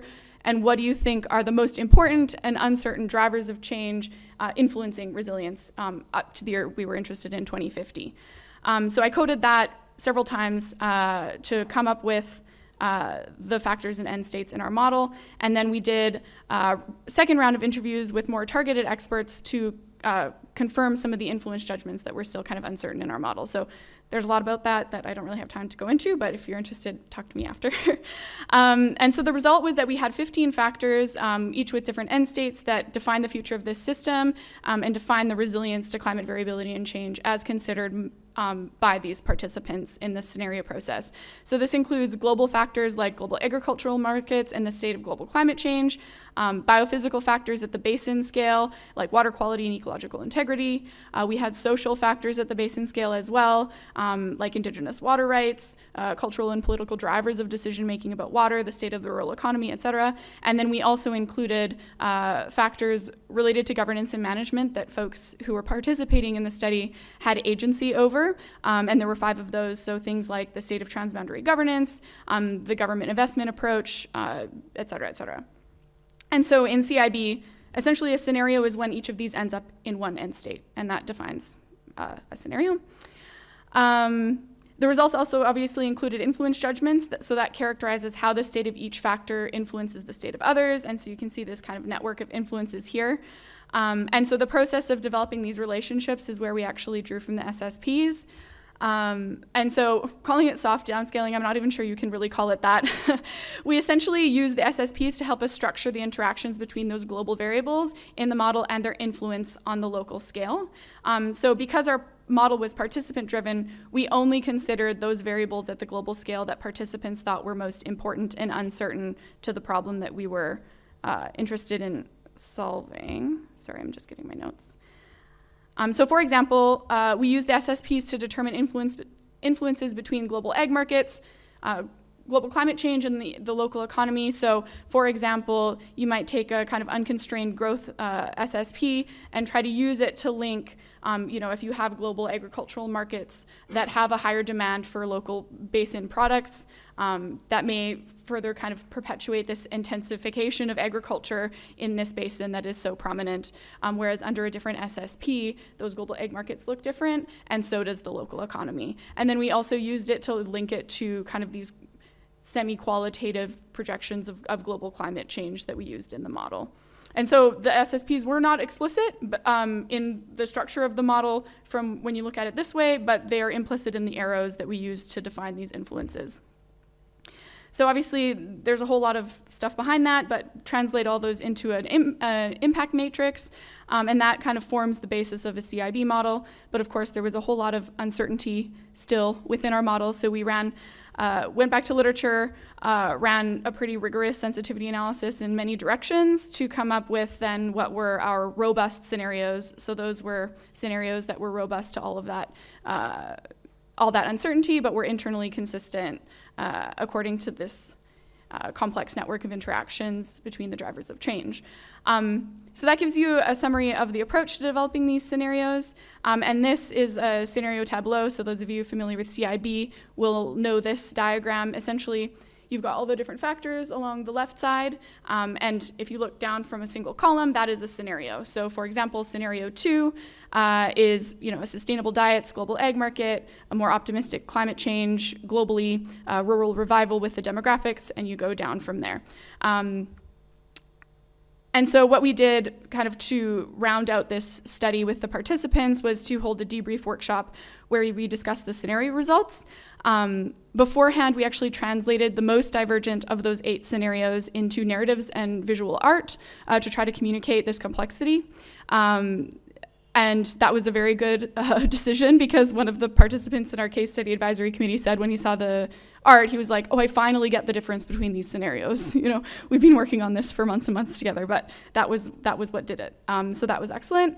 And we had people also break out into rooms to try to rank the scenarios based on their perceived desirability and plausibility, kind of surfacing some different assumptions about the future and some trade-offs that were very much not talked about in the context, so that was quite interesting. And we tried to start connecting some near-term solutions to these long-term scenarios. So, what is this action that we're taking today moving towards? So this is an example of some of the art that we had an artist do, which doesn't look so nice on this screen, but was quite thought-provoking. And I'll just say a few key takeaways. So the SSPs did help us kind of contextualize some of these global variables in a local model that was really driven by participants' perspectives on what was most important and uncertain in their context for the problems that they were solving. And that participant approach kind of helped us prioritize what aspects of the SSPs to focus on. They are quite broad, and of course that's really useful for a lot of applications, but in our case we wanted very rich local scenarios informed by that global context. The social ecological systems framework helped us characterize that kind of complex interactions between the socioeconomic and the biophysical variables imperfectly, but still with some interesting and useful outcomes. And because quantification at the local scale of many of the variables is sparse, that CIB method really helped us still kind of make some sense of them and treat the qualitative and the quantitative variables both quite seriously in how they're influencing the future. So I'll stop there, but yeah, if this was at all interesting, please stop me in the hallway and I'm happy to answer some questions. Brilliant timing. Thanks very much. And any questions, comments? Yes? Is this working? Yeah. Behind you first. Just a second. Thank you. Very interesting research. I would like to hear your comments when you build your robust scenarios with all those influences and the matrix and the statistical you did. Did you make a validation of that with reality? What's the connection between both? Between reality and the scenarios that we came up with? Yeah. The validation came through feedback from the participants in the workshop in terms of whether, okay, let me back up. The answer is no, because it was very difficult to begin to analyzing that. There was disagreement amongst our participants even what the current state is on mapped onto that matrix that we have. So it was super challenging to validate, all of that. We used literature to go back and, influence judgment statements that people would make in their interviews, and find literature that supported or not supported, and that informed how we structured our sensitivity analysis. So essentially the robust scenarios were scenarios that were robust to that uncertainty. They came out as internally consistent, no matter whether you assume that the literature was right or the participant was right or neither were right, So that was kind of how we dealt with it. I hope I understood your question correctly. Yeah. Thank you for a very interesting application of CIB. This is definitely the way the community should go, apply more systematic methods for scenario development. I have one question. There has been some critique towards CIB with regards to convergence of scenarios. I guess either you or your stakeholders assessed all those interactions between states, and presumably people then think of the same societal logic in each and every case of those interactions between the states. Whereas intuitive logics, as we know, they really stress logics, so the different futures will have different societal logics, whereas CIB presumably produce scenarios based on the same societal logic, so hence there is this critique that scenarios are converging using CIB and diverging using intuitive logics. I wonder if you have any comments on that. That's a really interesting comment that I haven't heard it said in those words, but I understand exactly what you mean. I think there's a few layers to your question. I think I've seen applications of CIB where they develop two different matrices to reflect two very divergent framings and logics in a certain context in a participatory setting, which is one way to deal with what you're talking about. The strategy that we used here was to try to endogenize those multiple logics into one CIB matrix. For example, there's a variable that we define as the culture and politics driving decision-making about water resources. And the different states reflect kind of different political leanings in the way that the public goods versus private goods and landowner interests versus environmental interests are prioritized. And that kind of ripples out into the logics of all the influence judgments. So yeah, I think the last thing I'll say about trying to diversify the CIB scenarios was that in the social ecological systems community, they're very interested in seeds of transformation. So, a small scale innovation or idea or concept that's happening now that if mainstreamed would represent more of a transformative scenario. And part of the purpose of asking people what current practices or projects are happening now in the basin that might contribute to a resilient future was to ask for seeds and to actually include those as outcomes in some of the variables that were related to governance and management to try to kind of spread out the scenarios. But I think there are definitely pros and cons to both intuitive logics and CIB, and the choice of, I'm not like a CIB all the way, every application all the time kind of person, but it does have a lot of value and I don't think it's quite as simple as that dichotomy that you described. Sounds like a offline, very detailed discussion. Yeah, for sure. Later on. One more quick question. One more very quick question. Thank you very much for a very interesting presentation. Just very short to make sure whether I understood you correctly. You've mentioned 49 in-depth interviews. They were with stakeholders or like practitioners? Yeah, so they were a mix of local experts, so people who have a lot of history in the context, and what we called opinion leaders, or so people who were kind of driving different sort of resilience-related things in the context. So, we didn't interview farmers, but a farmer organization head or something like that. Okay, would you see in such a case any advantage of including as interviewers inhabitants, so those precisely involved into the region, living there people? Yeah, there definitely could be. It was a function of like resources and the fact that I was kind of doing all of it. I didn't have a huge team. So that was a choice. Also, CIB is not a very intuitive method. It's usually used in an expert format because it is so kind of structured and mathematical in its way. So yeah, but I think another version of this could have, and that could produce different kinds of scenarios. It then just requires a different kind of coding strategy than I used, because you have to be really prepared to interpret qualitative statements even more than I already had to, and sometimes I felt uncomfortable with those decisions that I had to make as the analyst in how I structured the model. So we can talk more about that as well, but it's an important question. Great, thank you very much. Okay, thanks. Anita. So, our next speaker is Athanasios Vafadis. Yes, here he is. I thought you weren't here for a moment. So, please introduce yourself when the slides come up. And thanks very much. Yeah.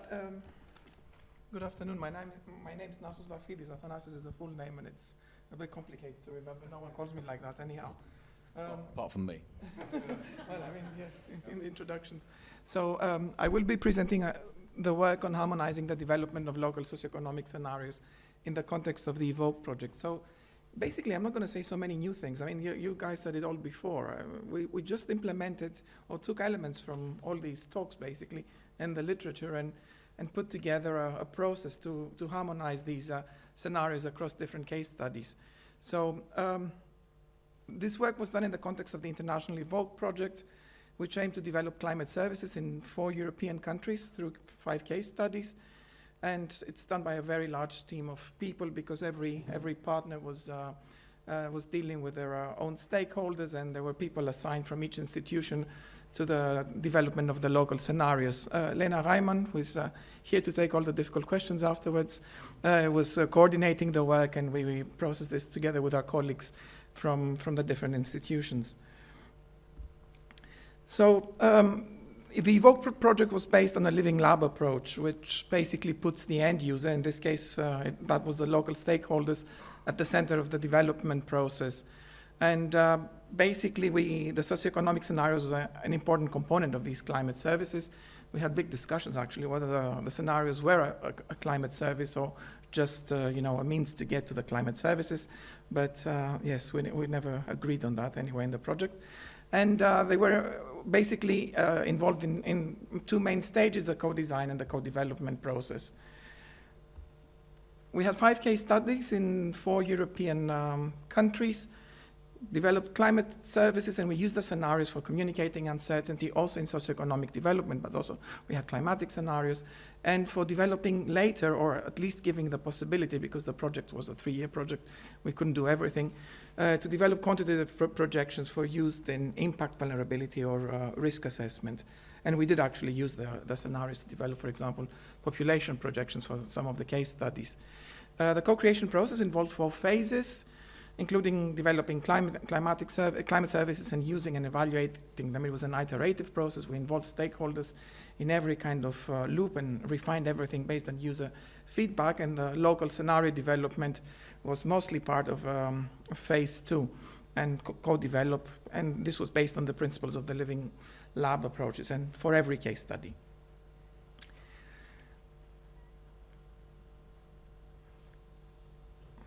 Sorry, I'm struggling with clicking, but yes, it's working now.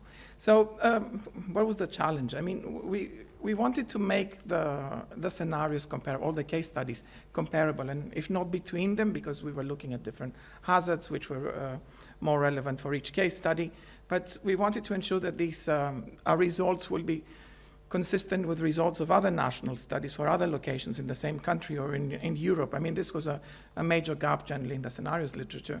So using a top-down approach, we can ensure comparability of studies across different regional contexts, but the scenarios developed using exclusively a top-down approach may not be relevant for local stakeholders. On the other hand, with a bottom-up approach, we can ensure that the scenarios will be tailored to the local characteristics of the study area, but we may sacrifice consistency and comparability. So we combine the two. We try to combine the two, and if I didn't have to submit this PowerPoint, I would have changed this title, I think, twice a day or something. I'm not sure if it should have been framework, process, method, but basically what we did was a multi-scale co-production approach just for local socioeconomic scenarios, and we focused on narratives. We used narratives to ease the integration of local stakeholder knowledge into the scenario development process, because narratives don't have such a strong scientific language. I mean, it's difficult to explain the SSPs as they are. Today, I got shivers down my spine when I saw the ideas for future scenario development. I mean, explaining all that to stakeholders will be not a very straightforward business. And the local narratives constitute the basis for producing local scale projections of the key variables. Our focus was on adaptation planning and impacts. So we followed these 6 steps, and these were followed across the project, and we used this approach to guarantee consistency with the global SSPs, and of course we had time constraints. The project needed to finish at some point. So steps 1 to 4 are expert-led, not exclusively done by experts, but expert-led. We had consultation in different phases with stakeholders, and these resulted in a first draft of the scenario narratives, and steps 5 and 6 are part of the bottom-up process in which we refine the narratives based on stakeholder feedback in an iterative process. Let me go a little bit more in detail. So first, and this project was followed across all kind of institutions' case studies. We determined the global scenarios as Boundary conditions, basically, it's important to not only account for local developments are not happening in a vacuum, but also consider that each case study is embedded in developments at different scales. And we use the global SSPs as boundary conditions. Then part 2 was very work intensive. We wanted to establish local scenario elements. So this was done with extensive literature review. We analyzed local data from regional administration, statistical offices. We were getting on the nerves of our stakeholders, asking for more data on this, more data on that. We used some guiding questions: demographic structure of population, trends, socioeconomic issues, political issues, embeddedness in global politics, economy, and we selected locally relevant global SSP elements. And then determine plausible future developments of each scenario element. Thank you. Just to show you, if it decides to go down, yep. These are the local elements, how we decided on the local elements, and based on the literature review, on the data that we collected.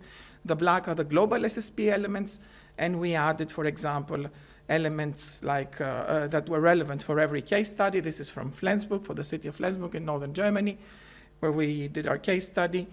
And for example, topics particularly important in the Flensburg context was the integration of migrants, refugees, the role of universities, elderly care, the harbor, they have a small harbor there, German-Danish relationships, Flensburg is on the Danish borders.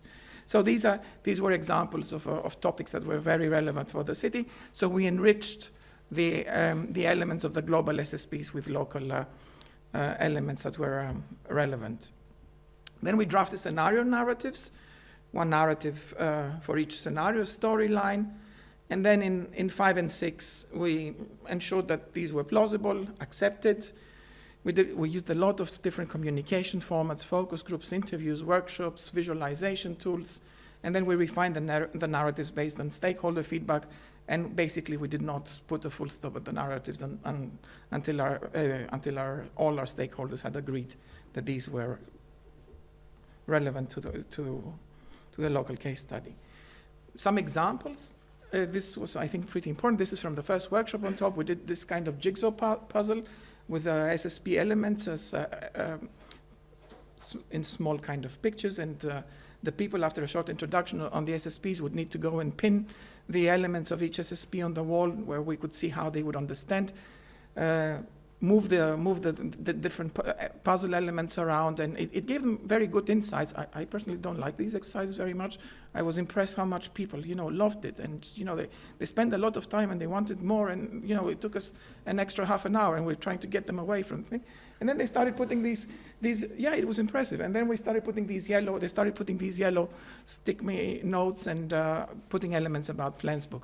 The lower one is from the Norwegian case study, where, similar to the previous talk, we used art, and an artist drew the different SSPs, and this helped people a lot to really understand the different worlds, let's say, developments.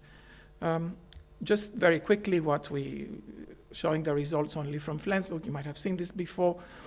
Just to say that we were starting with 3 SSPs. Somehow SSP4 was kicked out early in the process, not by us, by the stakeholders. We blame everything on the stakeholders. And the stakeholders asked for SSP2. They wanted an incremental development scenario. They insisted on it. We were mostly exploring the solution space, but SSP2 seemed something that they would relate to. And importantly, we had 2 cases. Thank you. We had 2 cases where scenarios already existed. The partners were understandably not extremely keen on going through the whole process, which was very time intensive.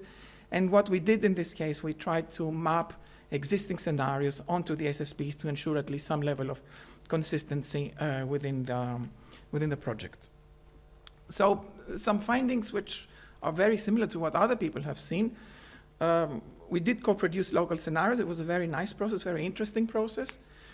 The scenarios were accepted. People liked them. They liked to think also, we had very interesting discussions. We talked about implausible scenario combinations. The stakeholders did not know about implausible scenario, but we found scenario combinations that did make sense in a local context, and they're completely excluded in the global context.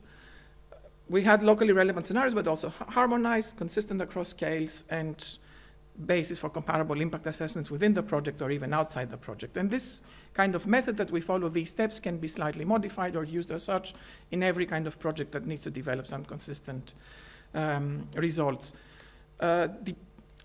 We depended very much on stakeholder participation and knowledge. We had a great group of stakeholders, very knowledgeable, very nice ideas, but with diverging opinions occasionally, to say the least. It's not an easy topic to communicate to people. I mean, scenarios are difficult for the average stakeholder to understand. I mean, for me as well, it was in the beginning. The visualization techniques help very much. Having a graphic designer, artist, it helps very much communicating the scenarios, and it took ages. It took a lot of resources. We used people from other projects to complete the work.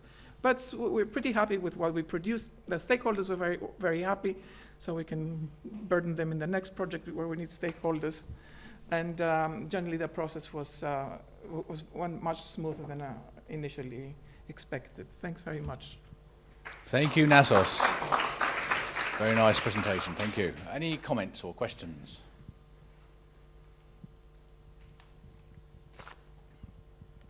Yes, please. Yeah, thanks, Nassos. I need to give you this. Thanks, Tim. Thanks. Very interesting indeed, and indeed, as you said, there's lots of similarities, I think, across the different lessons we've learned. I was wondering, you said that we had the same experience in many of our projects. You said that it was quite interesting to observe the contestations in the room. Many people didn't immediately agree on scenario elements and so forth. How did you use that in the process? Did you use that? Did you just document that, or did you later on vote for the majority opinion in the room of then agreeing on certain elements in a scenario? How did you make use of that? Because we found, I'm asking because we found actually oftentimes in the discussions, it's an interesting process because you learn most from the disagreements in the room oftentimes, but at the end of the day with these scenarios you're looking for some agreed scenarios in the end. What did you do when you didn't find the agreement? Right. I'm not sure if that's very scientific. We kind of guided the discussion and tried to compromise the disagreement or to see if people agreed. I mean, we had many cases where people, seemed like as if they disagreed, but they're essentially expressing the same kind of concept in different words and, arguing for the sake of arguing. Actually, you could see some conflicts in the room that pre-existed probably.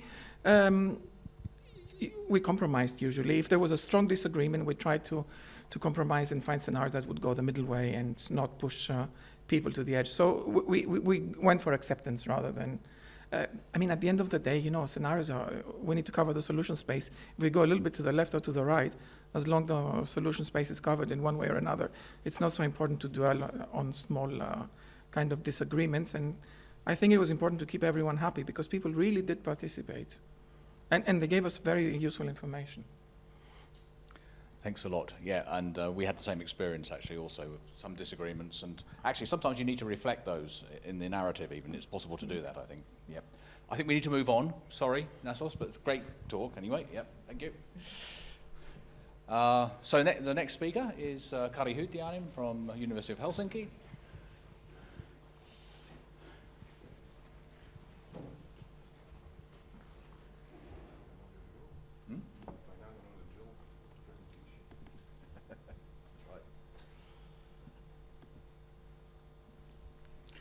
Yeah, thanks, Tim. And I will talk about one more extension of the SSP framework at regional or actually local level, and it's about blue tourism. It's a nature-based tourism that is built on the and makes use of the nearby aquatic environments. And our approach has many similar elements that the previous in a previous presentation. We use the we use the stakeholders, but we use the SSP framework as a constraint on which the local narratives were created. But first about why tourism. That is like big industry globally. It's one of the biggest and actually largest growing industry. Yeah, it seems that there's nothing here. Yeah. Just one slide, like we can try the next one. Yeah. Yeah.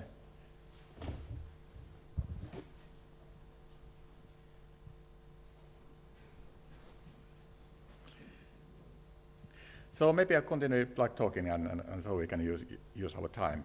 So tourism grew very fast during the past 10 years from the 2010 to 2020, and it was about 5% rate of increase in each year in turnover. And then came to COVID, and extra this tourism abroad was diminishing, and domestic tourism came in instead. But now it's coming back again, and tourism is good that it generates income and foreign exchange. It creates jobs, and it supports local communities, and it also has many other benefits, like socially and culturally. And we all are tourists here. We are conference tourists, and we have come here to enjoy each other's company and to learn, to get some new ideas and viewpoints. And there's a huge value on that. And the same kind of values are all visitors enjoying. And in best, that tourism can also serve similar kind of experiences for those who are providing the services, inspiration and recreation. But then there are, several cons also and downsides in tourism. And tourism has a very heavy environmental footprint, and it represents 8% of global carbon emissions. But there is also other types of pollution, littering, noise, and nutrient loads to the aquatic environments, and degradation of natural environments. And so there are a lot of challenges that the tourism sector, both visitors and the service providers, have to react to make it a thriving industry. And what we are interested in this study is that what opportunities and risks may future hold for the development of blue tourism at the local scale. And we chose the coastal parts of Helsinki region in Finland as our case study area. Is the area where there's a middle-sized town and an international airport. It's relatively easily accessible. And there's an archipelago which is opening up for the tourism, for island hopping and so forth. And what we did in the study, we combined two types of long-term scenarios in stakeholder workshops. We extended the SSP, RCP framework, and then we used the target-seeking normative scenarios to find out transition pathways. And our work was divided into 5 tasks. And the first task was to find out where we are now. What is the status quo in the sector? What is the turnover? What kind of actors there are in the region, and so forth. And most of all, what are the drivers? What are the main drivers of blue tourism? Second task was to look on the SSP framework and the SSP scenarios and narratives, and to create local extensions of these global SSP scenarios at the local scale. And that was repeated for a couple of SSPs. The third task was to develop vision for each of the SSPs that we studied. And the fourth task was to develop adaptation pathway, a sequence of policy instruments, public investments, and other activities that were needed to be done to get the vision reachable. And then the whole process was repeated for two SSP narratives. And the final task was to see on the results and to whether there are any like similar features, similar kind of results that and which are like robust between different SSPs, and that we can believe to act as recommendations for actions. And next I'll go back all these 5 tasks and what kind of examples they are. And let's start with the drivers, main drivers. And this was the type of information that the group of facilitators provided for the stakeholders before the meeting in order to save time. And this was the factors that we gave and for criticism and for comments. And it described how the supply of tourism is building up, and how the demand is like global and national, but it's actually the households who are making the decisions on the where they go and when they go and what kind of services they buy and so forth.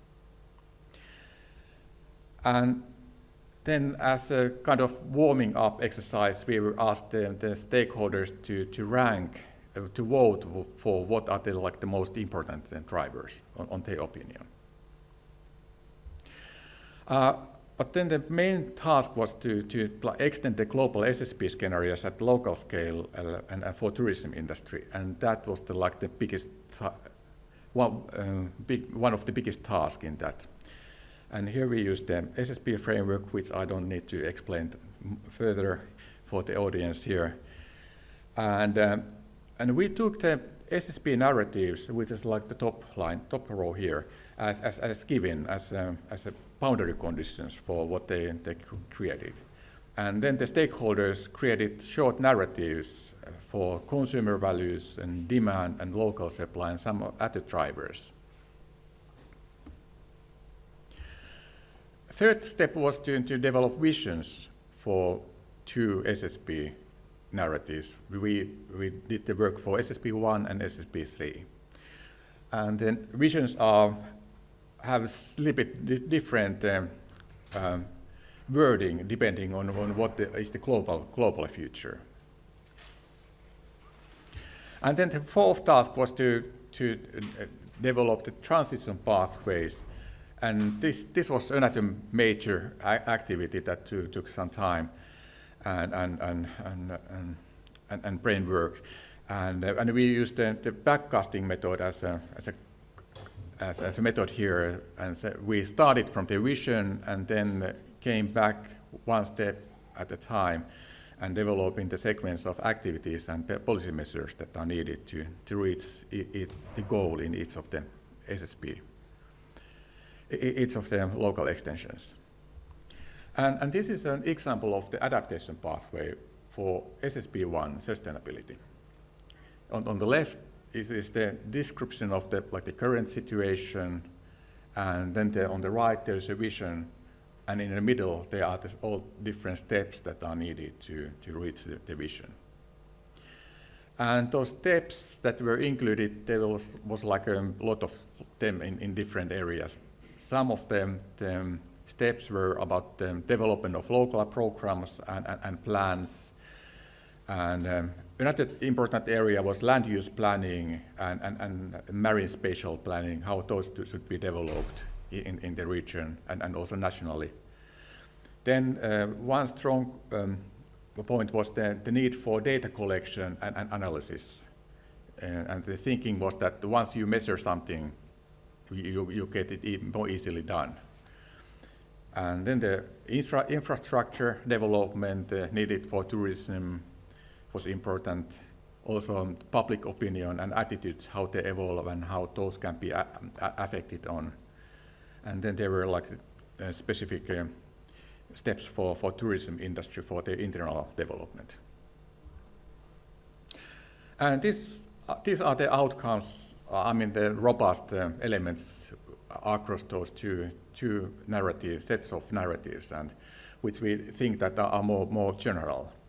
And there are 2 recommendations that apply for the national level, and first one, and for the public sector. And the first was that the aquatic environment should be in good condition in order to attract the tourists.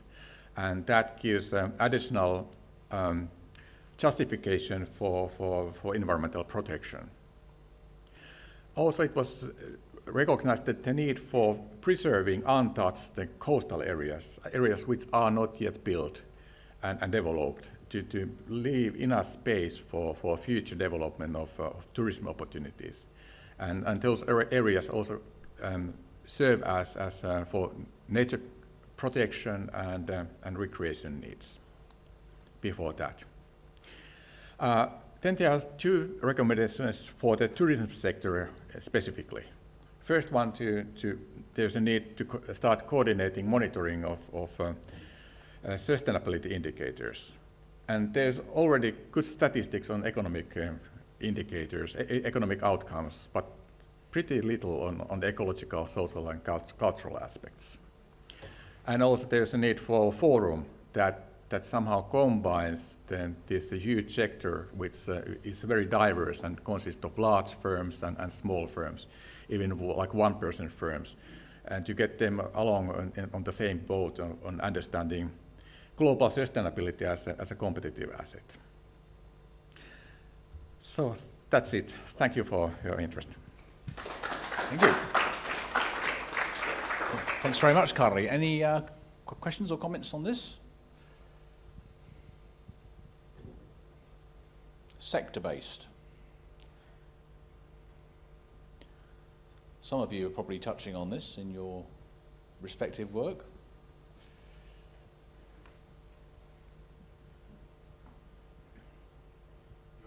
Yeah, there's one. Yeah.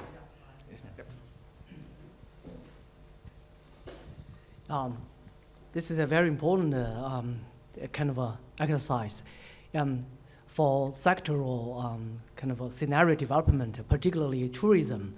And climate change, definitely, you know, in the scenario space, it's not there, right? But the climate policy, climate change will play a very important role for tourism, because it's based on the climate condition.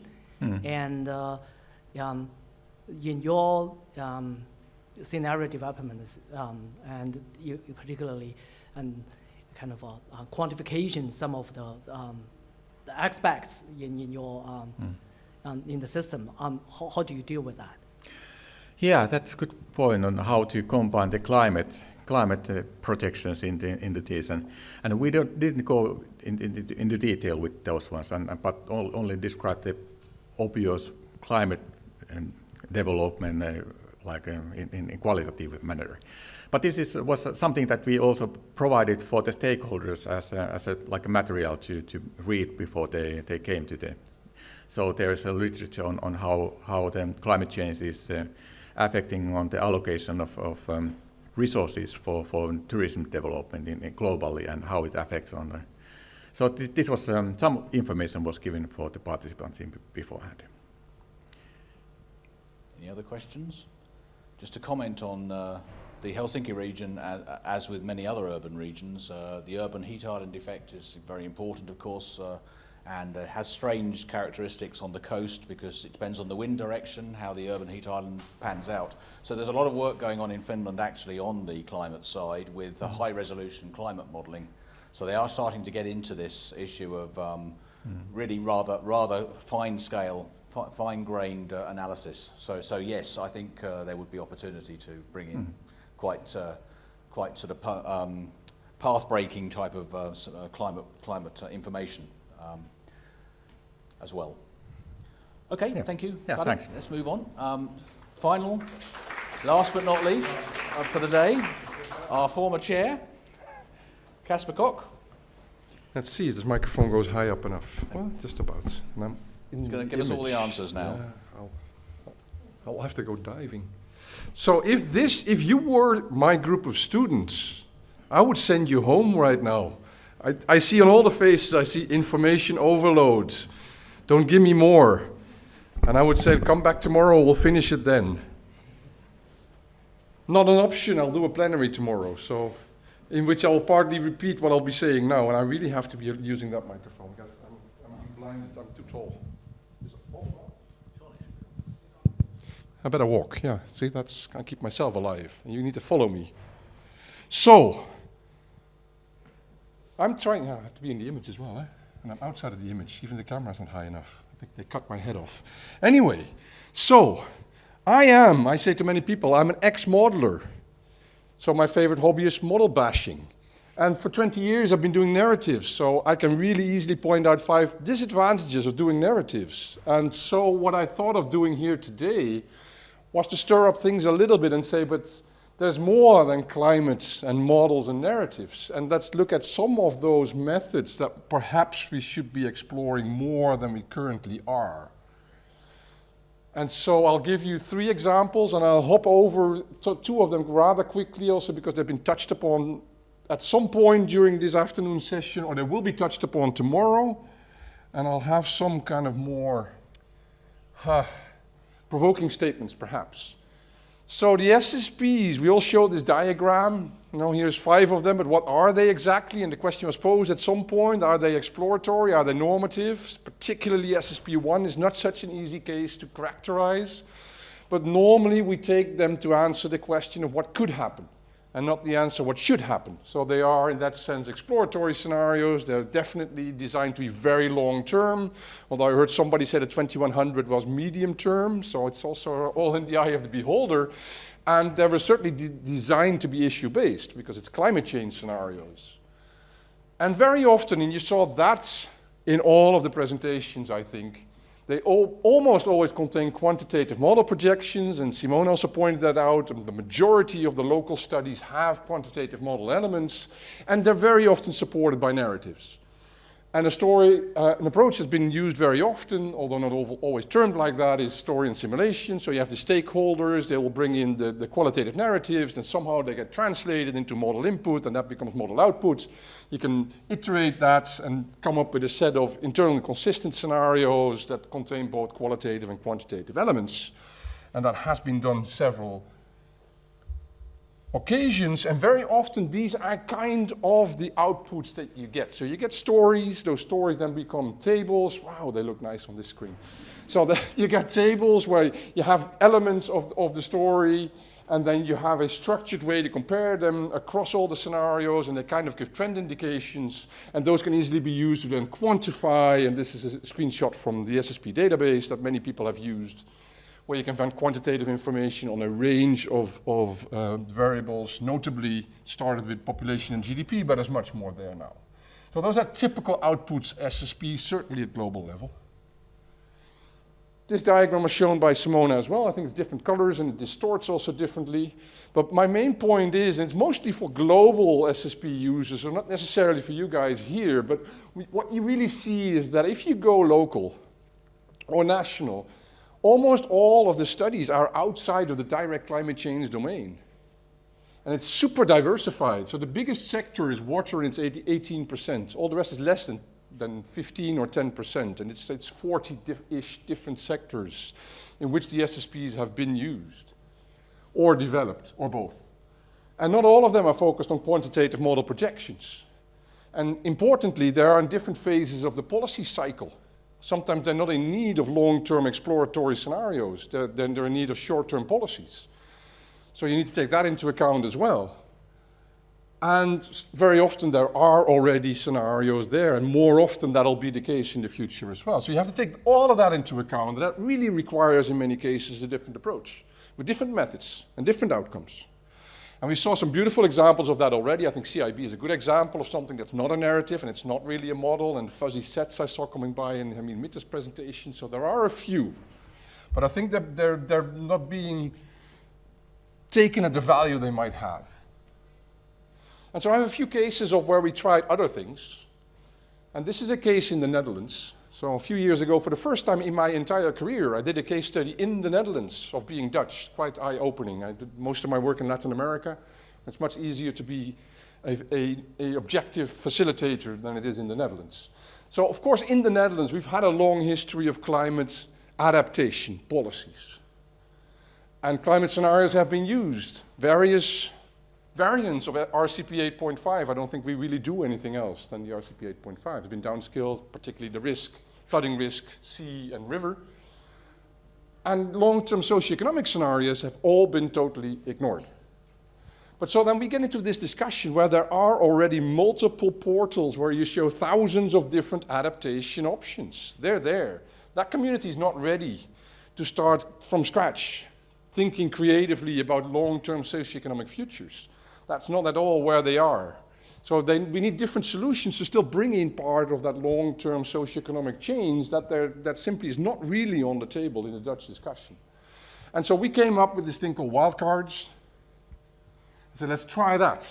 And can we use those to do similar things that you were doing, a robustness check in the end? Here's the measures, how well did they fare across different scenarios that in this case were wildcards. Oh, this is really not, it's an artist impression, my goodness. So what we did was a stakeholder workshop in the end to make adaptation pathways first. So there's lots of post-its.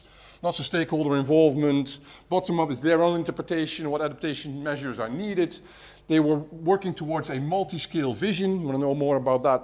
Simona is the person to talk to. She was mostly behind this multi-scale, multi-sectoral vision that we put there. So, well, that's what we need to work towards. We came up with a few quite nice adaptation pathways. That's not really the point of what I wanted to talk about. And then we said we're going to hit all of those pathways, not with SSP scenario narratives or tables or models, but something more simple to communicate. Because I find one of the big drawbacks of narratives is that stakeholders get lost. I give them one narrative, and then a second, and then a third, and by the time they read the third one, they're confused what happened in the first one. And by the time they're in the fourth one, they're completely lost. 4 wildcards are much easier to understand and grasp. 5 minutes, my goodness. Tim, give me some more. We're the worst, the two of us. So anyway, we had 4 wildcards. So we said, let's have Google stop working. So there's no more technology for a week. This was pre-corona when we had, so let's do in a pandemic, but we weren't wild enough in our wildcard, and we only had a chicken pandemic. Little did we know.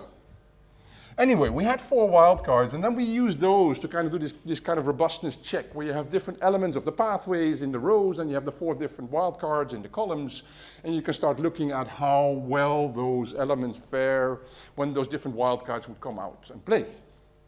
And you see certain, I won't go into the discussion of what you see things happening you would normally also see happening. What I found from the entire exercise, but this is a personal observation, I don't think we all agree on the value of wildcards. In the very least, more people should use it to see how it works out in different cases. My own personal take at this, the wildcards were actually, they were easier to communicate, and therefore they were also easier to use than fully developed narratives. And for sure, it went a lot faster. We didn't need a whole 1 or 2 day workshop to first develop narratives before we could go on and do the adaptation pathways. So I see multiple benefits. You want to know more about it? Well, Elmar is also not around either, but this was a project that was actually in the same project as the Evoke project was also in, on climate services. There's another case study in Kenya. If you want to know more about that, I think Henrik's still in the room. Yeah, he's waving his hand. So if you want to know about the Kenyan case study in this project, which was quite different from the Dutch one, talk to him. And there is a whole toolkit as a scenario service that was developed, so that's the link there. I'm going to completely skip this one. Archetypes, we did. And this is black. Wow. Maybe only this one. It's again, I mean, it's like Simona's doing all the work and I'm just presenting it. So what we did here, these were narratives. So very quick, what you're looking at here is narratives across 5 or 6 different case studies. And what we did is we took those narratives, the text of the narratives, and we took the cultural theory in which 4 different worldviews are presented, hierarchists, egalitarians, individualists, and fatalists, and we coded the text. And we coded the text to answer the question. No, perhaps it's not the question. There was a remark in this project when in a Hungarian case study, somebody came up to the Hungarian case study SSP5 narrative and said, this is not an SSP5. And so we wanted to know what that actually means. So we classified, and you can easily see the global version is 100% individualistic, I can't even say it, individualistic worldview, whereas if you look at the Hungarian one, you see it's much more balanced between different worldviews. So indeed, the story portrays a different set of developments than at global level. So they are a different type of scenarios, even though both of them were termed SSP5. Right, now case 3. I wanted to put in the picture and I couldn't because it was already uploaded. I'm showing it tomorrow. How the complexity, 2 minutes, no way. Anyway, I'll try. In which if you really look at complex systems and you involve stakeholders, what you really have to be talking about is multiple pasts, multiple presents, and multiple futures. So the disagreement, this tool that I use, and it's called fuzzy cognitive mapping, I use it exclusively to understand how stakeholders fundamentally disagree on present system configurations. I have a very good example of how talking to Greenpeace in the context of deforestation in the Amazon and to talk to people from the Mato Grosso government and to see how they think the system works and how it changes into the future. So we use group model building. We use individual representations of mental models of stakeholders to understand how they see the system. And we try to model that. We do that with workshops. I'll skip all that. You can't really see it. You have to look at the online version to see how in the end you generate boxes, you put arrows between them, you give the arrow a sign, is a negative, positive, you give it a direction, you give it a strength. You basically have a model that you can dynamically run. But what you see here is two different model configurations and dynamics of those models based on different types of farmers in small communities in Brazil. So you have farmers that actually have a lot of off-farm income, and you have farmers that have more diversified crops and livestock next to each other, and how they actually see the system functioning. And so what you start getting is you have actually multiple baselines. You have multiple versions of the present. So sometimes it's 6, 7, 8 different versions of the present system. And for each of those, you can run different SSPs. And so not only do you have 4 SSPs as a cone to the future uncertainty, you also have you're taking into account the present cone of uncertainties. All right? Last slide. For those that didn't understand that yet, but I don't think they're in this room anymore, SSPs are not only model input providers. And I think in 90% of all the papers I read, they are. And the current practice of combining narratives and models has to diversify, I think. It would be stupid not to cater for all the diversity of issues and needs for socioeconomic scenarios. And there are many novel methods, and I'm happy the ones that I already saw, but there are many more that we should be using more. My favorite question is always, if people come up to me and they say, I'm going to do scenarios and I'm going to do narratives. My question is very simple. I say, why? And there's many good reasons to do narratives, but if somebody cannot give me an answer, then they should rethink. And I think there's 3 that I presented here that you could potentially have a look at. So one is really to foster diversity, embrace those multiple presents, because it's part of the complexity of the issue. And you could do so through models, but there's other ways. The archetypes are more in finding similarities, basically. You have different scenarios in different regions and different cases, but where do they actually do overlap? And then the wildcards, which are basically just shortcutting. You cut off all kinds of corners, and you say, well, let's still do the scenario development, but without proper scenarios. And I'll stop there.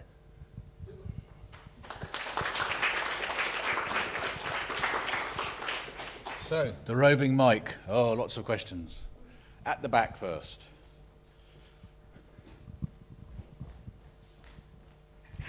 Thank you very much. And as this is probably the last my question, I will start from introducing myself because I've raised quite a lot of questions. So my name is Karolina Sobczak-Szelc, and I am from Warsaw University in Poland. And I am not someone who is doing scenarios or narratives. I am like simple geographer who is doing qualitative research, but my role was in one of the projects to feed the narratives. And I really love your presentations because it actually somehow also explained some issues which I was struggling through the project time. But the question which I would like to ask here is, you've mentioned that scenarios should tell us what we should do, or about what we should do, or they're telling us about the different perception of present. But actually, can we use those scenarios to look at past, what happened? Thank you. Yes, I can, yeah, of course.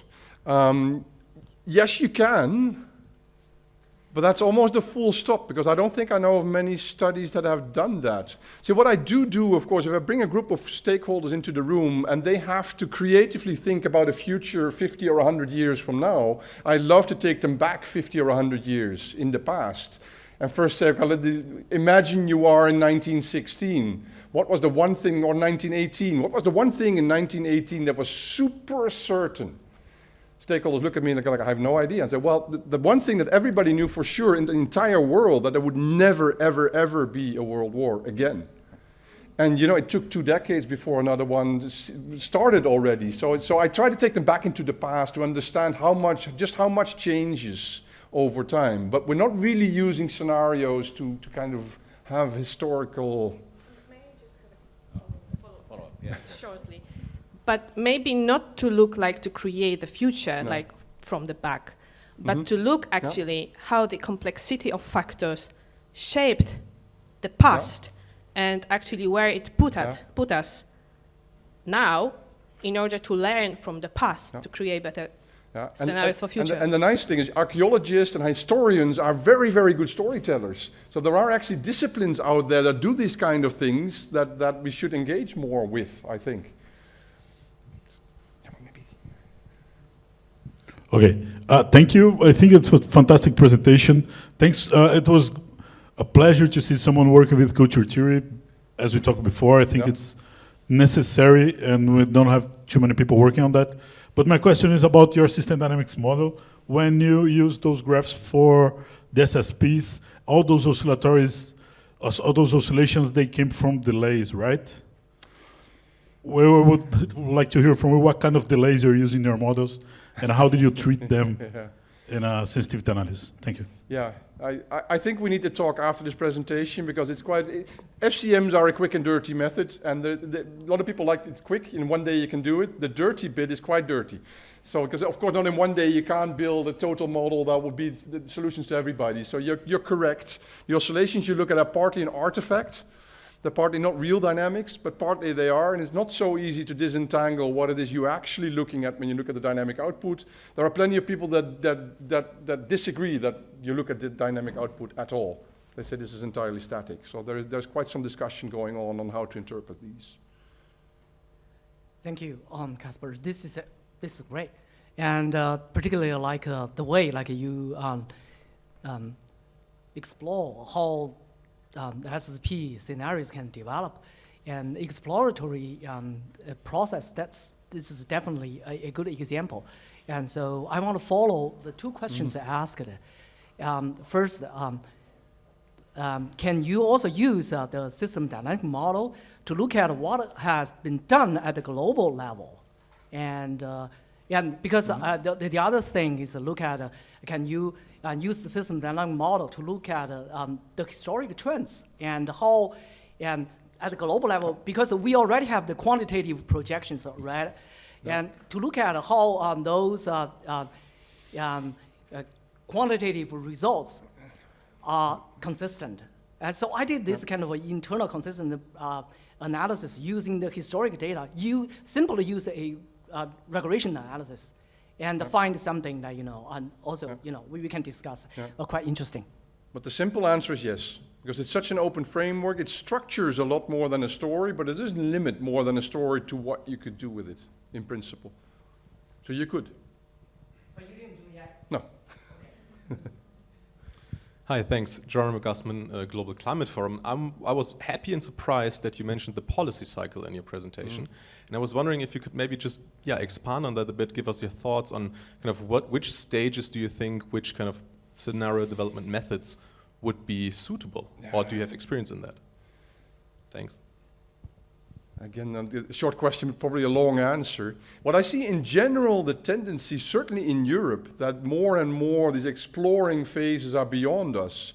I see that, for example, developing SSPs is getting less popular and less financed, because people talk about circular economy solutions and transition and transformations, and the wording is changing a little bit. So there is this overall, let's say, hype to say let's jump right to the even the NFF is a little bit that. Right? We want more nature. That's our goal, and let's now find solutions how to do that. So that's the overall tendency you see. That will come back for sure. You wait a little bit, and they go like, well, we still need these doom and gloom scenarios. But overall, you see the tendency in I think most European countries that the eyes are a bit beyond, let's say, open, explorative. We had a lot of discussions in this project, particularly with Henry Carlson, because the Kenyan case study was at quite a different stage of development of what was needed. And sometimes this whole process of bringing people together, even if they think it's not necessary, in an open discussion and together see where could we be heading is irrespective of the policy cycle, is important. But very often, so often I still see, here's the whole complex system, and here we have our fuzzy cognitive map and our narratives and our stories and all our indicators, and here's the policymaker who's now not using it. And it's beyond my belief why that is still happening. Because you can't just blame the policymaker. I mean, it's too silly for words to even say that, but it's, in the first place, it should just simply be more recognized that there is a policy cycle, and there's a lot of research on that field, and you should simply, if you want the policymaker along, don't invite one person to a workshop and then hope it will all get settled. So, well, much more to be said. But. So, another comment.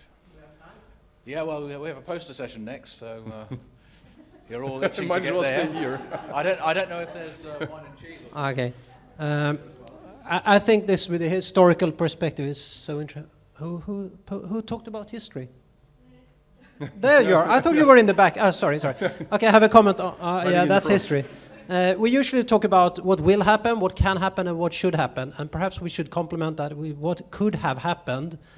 And I'm thinking about slightly growing sub-community amongst historians working with contrafactual histories. And one of the things I think we could perhaps learn from that community, and one of the things they are, I think, much better to do than we, is to take into account the legacy when trying to figure out what could have happened. They're very good at trying to trace where are we now and what could have happened based on how we ended up where we are now. I think we could perhaps, as a community, learn a little bit more from that historical community. Yeah. I think so too. Of course. Of course. I just try to understand, because today it's a regional session, and we started like during the panel session, like this in the morning. It was said that SSPs are for global, and we were talking about global SSPs. Then we moved to the regional, and the regions were understood as 10 global regions. Then we started the session, and there were like a couple of countries, regions. Yeah. Then we moved to countries, regions within countries, cities, and we actually can go even deeper into micro scale. I will try somehow also to talk about this on Wednesday. But anyway, it's like using what happened in the past, and here I'm talking about conclusion from what I was doing somehow, but using what we can observe in the past and framing it into scenarios may help us create scenarios for places which are actually in a moment in time where were those which already are in the future. Yeah. Yeah. There's one word in scenario that I really, really don't like, and I've heard it about 20 times today, and that's plausible. I have absolutely no idea what that means. But the way I interpret it, and the way if I listen to people, how they define plausibility, a scenario is plausible when there's already a region somewhere where it's happening. That's when people start finding things plausible. If you really ask, what does that mean, plausibility? So I don't like it. I like credible, I like useful, I like relevant, I like all kinds of other words. I don't like plausible as part of a scenario. But very often that is the case. I think most of those, arguably, most of the scenario studies that we do are different worldviews. They're not really future outlooks. Certainly if people are involved, I mean, if you really start looking at literature from sociology on what are fundamental values that people have, and the cultural theory comes in there to some extent, you recognize the scenarios. The basic set of archetypical scenarios are just the basic types of fundamental norms and values that we have. So we can learn as much from the past as we can learn from the present, or how we think to extend that to the future. I mean, it all really overlaps more than you would think. Yeah, a quick reaction, because I'm taking notes, but it's a very good point, because I think the integrated assessment modeling community is doing that. So as Casper was saying, if you see those projections, it's basically extrapolations from past assumptions. And some of the debate that goes into the credibility of these scenarios, so part it's the relevance at regional, local, city scale, and part of it is their absolute relevance, or the credibility of the assumptions, because they are based on past trends. Think about the link about economic development and fossil fuel development. That was a key assumption behind one of the scenarios. So by using the archetype approach, we kind of did that, but then with the views and perspectives. So today Tim told that the history is also the eye of the beholder. So he told this version of the history of SSPs. So with the archetype approach, I think it's a good seed to link to what you say, which is how do we understand the past? So the interpretation of narratives can be done using building blocks, and these are taken from the literature and views on how, for example, the water sector interprets the value of nature and the value of water resources. But it differs. Actually, the issue is that it's not common for all regions, however we understand them. Yeah, you see it with the archetype analysis. There's also a difference between scenario families. That was what was presented today. It's called wrongly a bit archetypes.